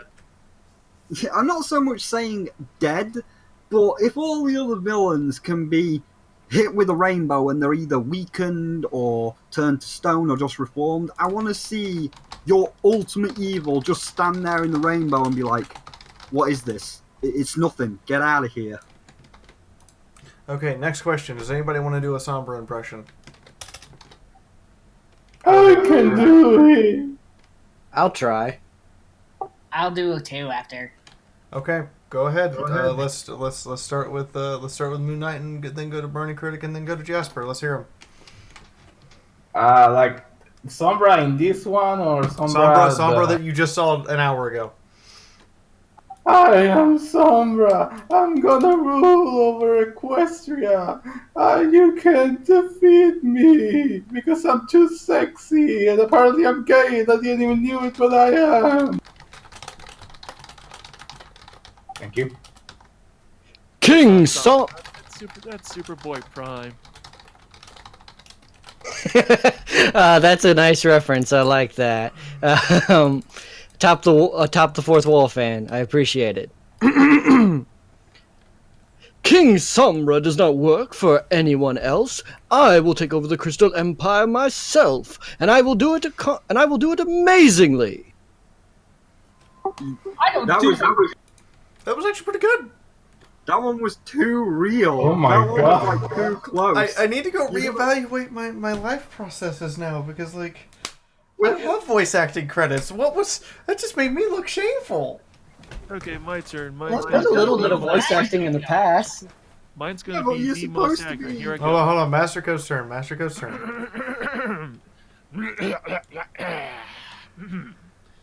Here we go. When the moon hits your eye like a big pizza pie, that's amore. Somebody shoot him. You just took from really great to what the hell, man. Done. That one was too real. You're supposed to be taking the mick out of him like, I'm King Sombra, and I'm going to do it fabulously. And when they come to kill me, my voice will crack. You can't beat me. Okay, down and same. We have a couple more questions to get through, guys. We only have a couple minutes, so here we go. Wait. Wasn't Jasper going to make an invitation? Go ahead, Jasper. You get the last one. I don't do ours. I do mine. That was pretty good. I mean, Burning Yep. Critics is still better, but that was up there. Oh, my ego! In the meantime, we answered that one already. So from Zeta Saber, what creature, being, magical object, or other item do you want to see from mythology implemented before the last episode? I want to see the Cyclops. We've seen the Cyclops. The eye, the crystal ball is the eye. I want to see it outside of the flashback. No. The crystal ball that Grogar has, it's actually an eye. It's not a crystal ball, which if you think about it, it's awful. But here's the thing. That is only the eye. I want the actual monster. And when I say I want the actual monster, I mean I want the actual monster! I don't want anything implemented. What I want is the magical items from the other kingdoms explained. You know what? If you're gonna go all stupid, because you said it's coming, for episode 200, like the silly slice of life episode, I want to see the chat, the actual internet personified as the villain. I think they had an episode. God. I think they actually had an episode like that. The episode where they released the friendship journal. Fame and misfortune doesn't count. God, fame and misfortune.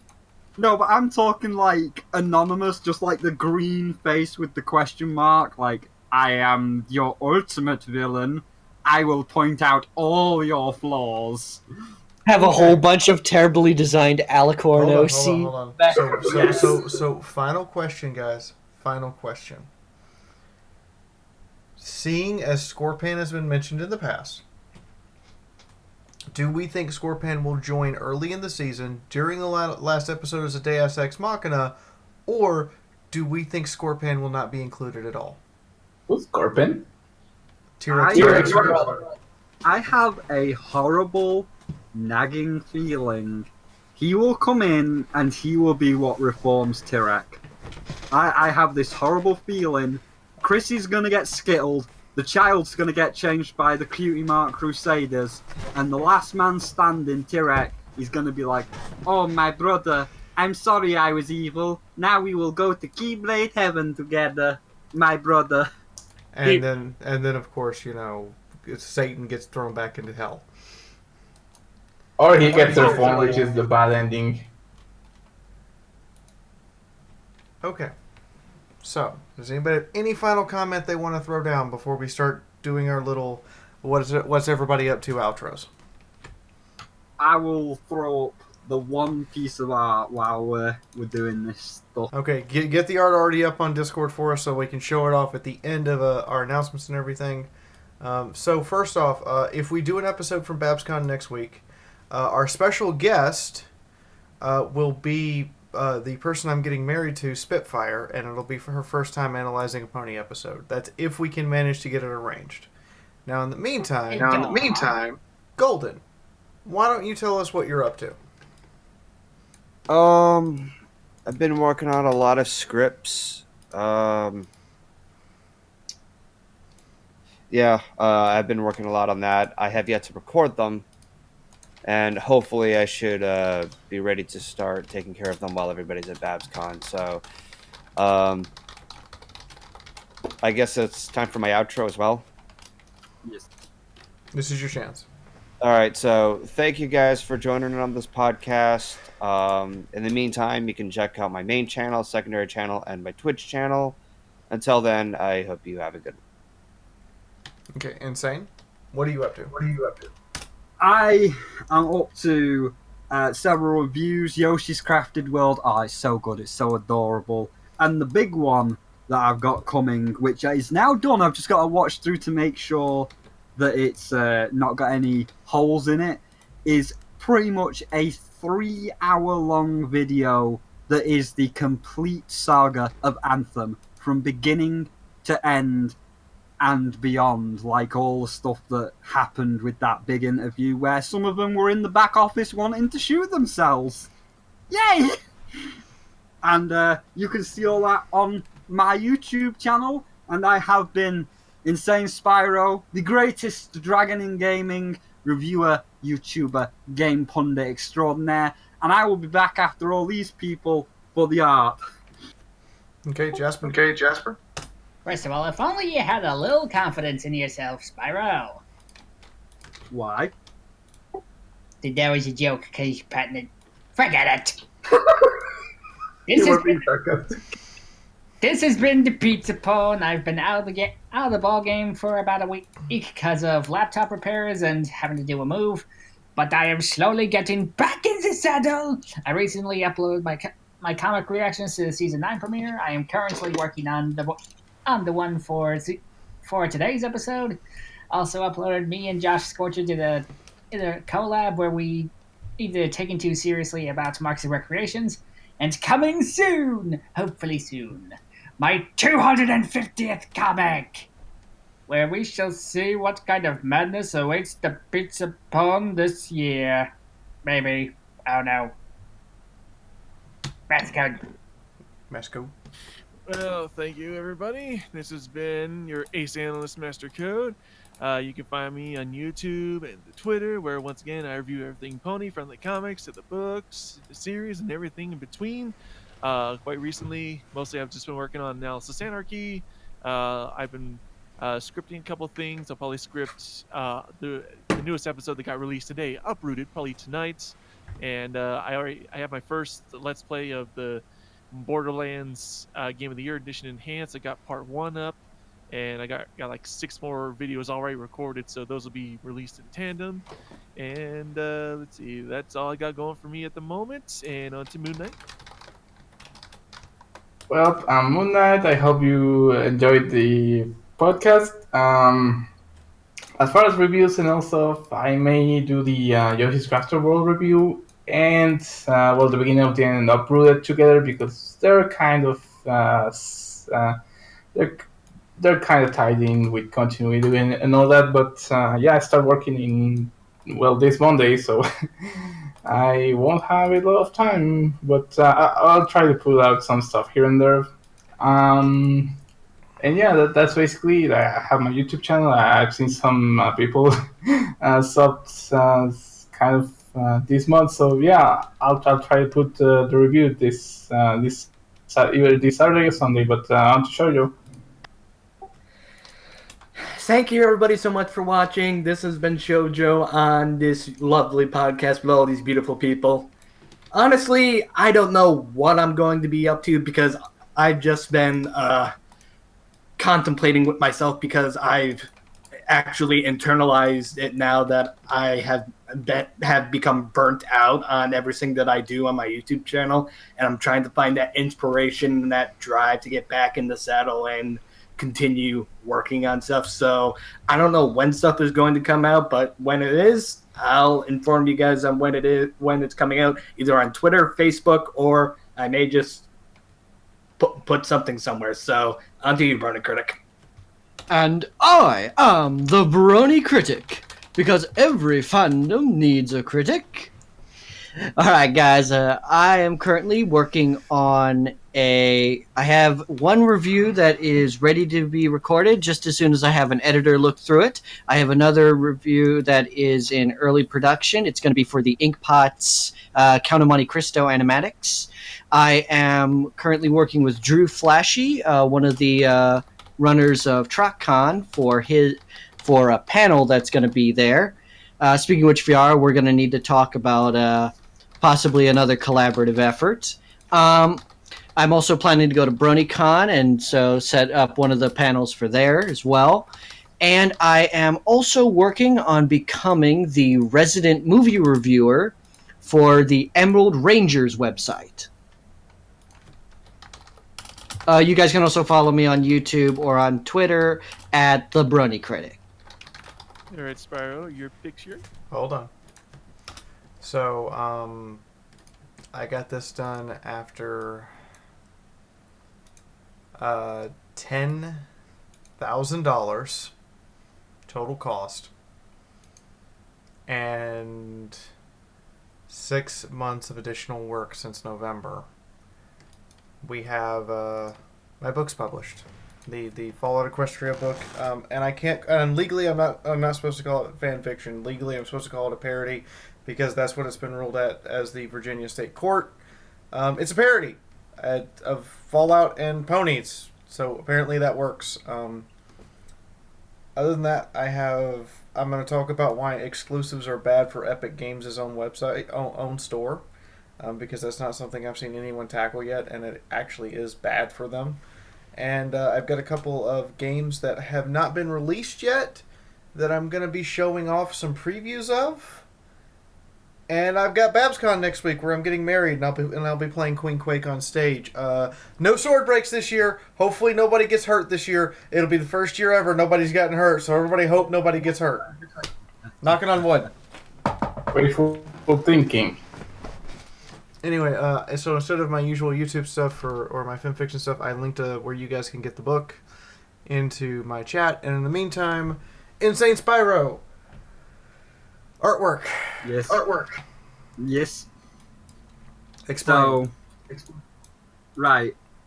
So, first of all, this is a story all about how my PC decided to kill itself today and was like, more cheese, more macaroni. I don't like macaroni and cheese. So, part 2, all the layers messed up, and then it made me cry because part 2 is not ready. However, part 2 is to do with conventions, because you were supposed to do this episode last week at a convention. So now that you're at a convention next week, next week's picture will actually make a lot more sense. So this is kind of like the part 1. You get part 2 next week. And let's just say you brought a lot of us to a convention. You can try and figure out the rest. But what would you like? What else would you like to know? Oh my! I look forward to the rest because this is the first picture we've ever had from you that didn't make it feel like I needed brain bleach. Well, I'll tell you what then. Here is... Nope, I'm good. Don't ruin it. No. Don't ruin your moment. Don't ruin your moment. No. You're not gonna see it.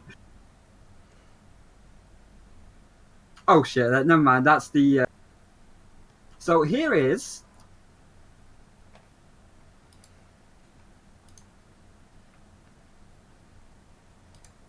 You just gonna leave us in suspense the whole time? Is another...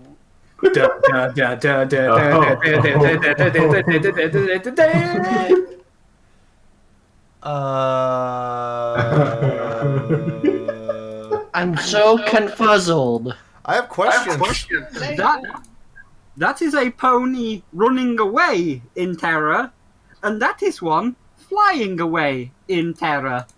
Because you brought all of your lovely co-hosts like me and Jasper and Master to BabsCon with you.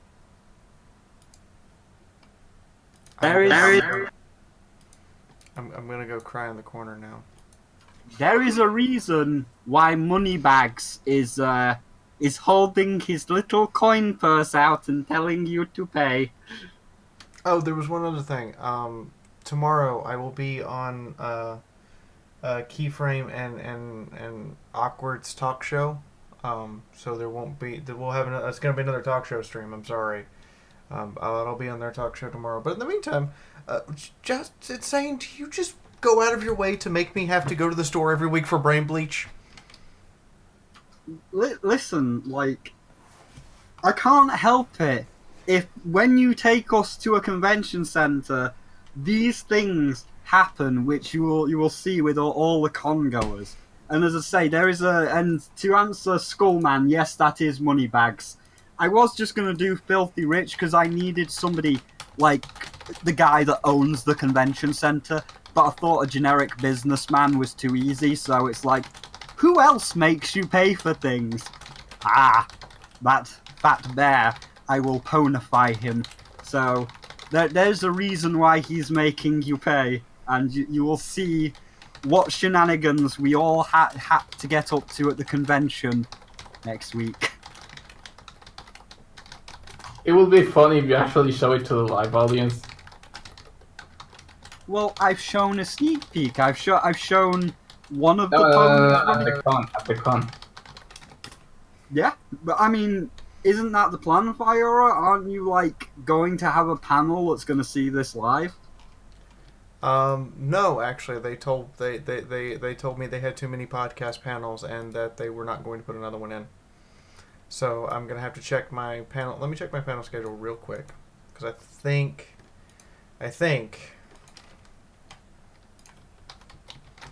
I'm probably good.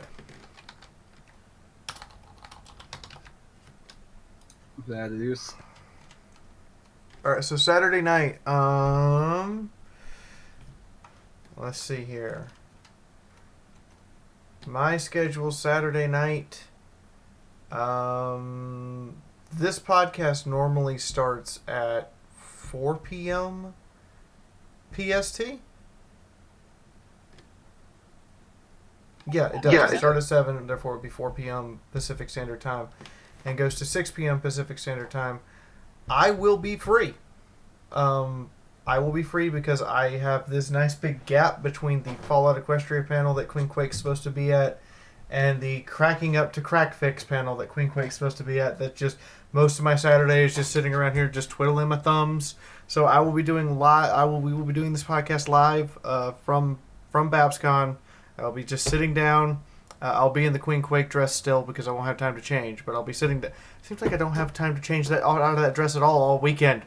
But I'll just be sitting down and just running this panel real quick, or this podcast real quick, and we'll be running it live from the vendor hall at BabsCon is where I'll be running it from at my own vendor table. Hey, Fi. Yes. You know how you said you never get to take a break from Queen Quake? Yeah. I can always cover for you. No. No. I'm sorry. Hold on. I give You have one very big problem if you ever try to cover for me as Queen Quake. Yeah. You cannot do our voice. You are not good enough to stand on stage with our presence. I think you are, in fact, the inferior queen. Please, I am the greatest dragon in gaming. I can do any evil voice. And why don't you check the artwork to prove how deliciously evil I am? I just want to point out this is the first episode ever where we didn't start with Jasper and we're not ending with Jasper. Good night, folks! Good night, everybody. I love you all. Good night.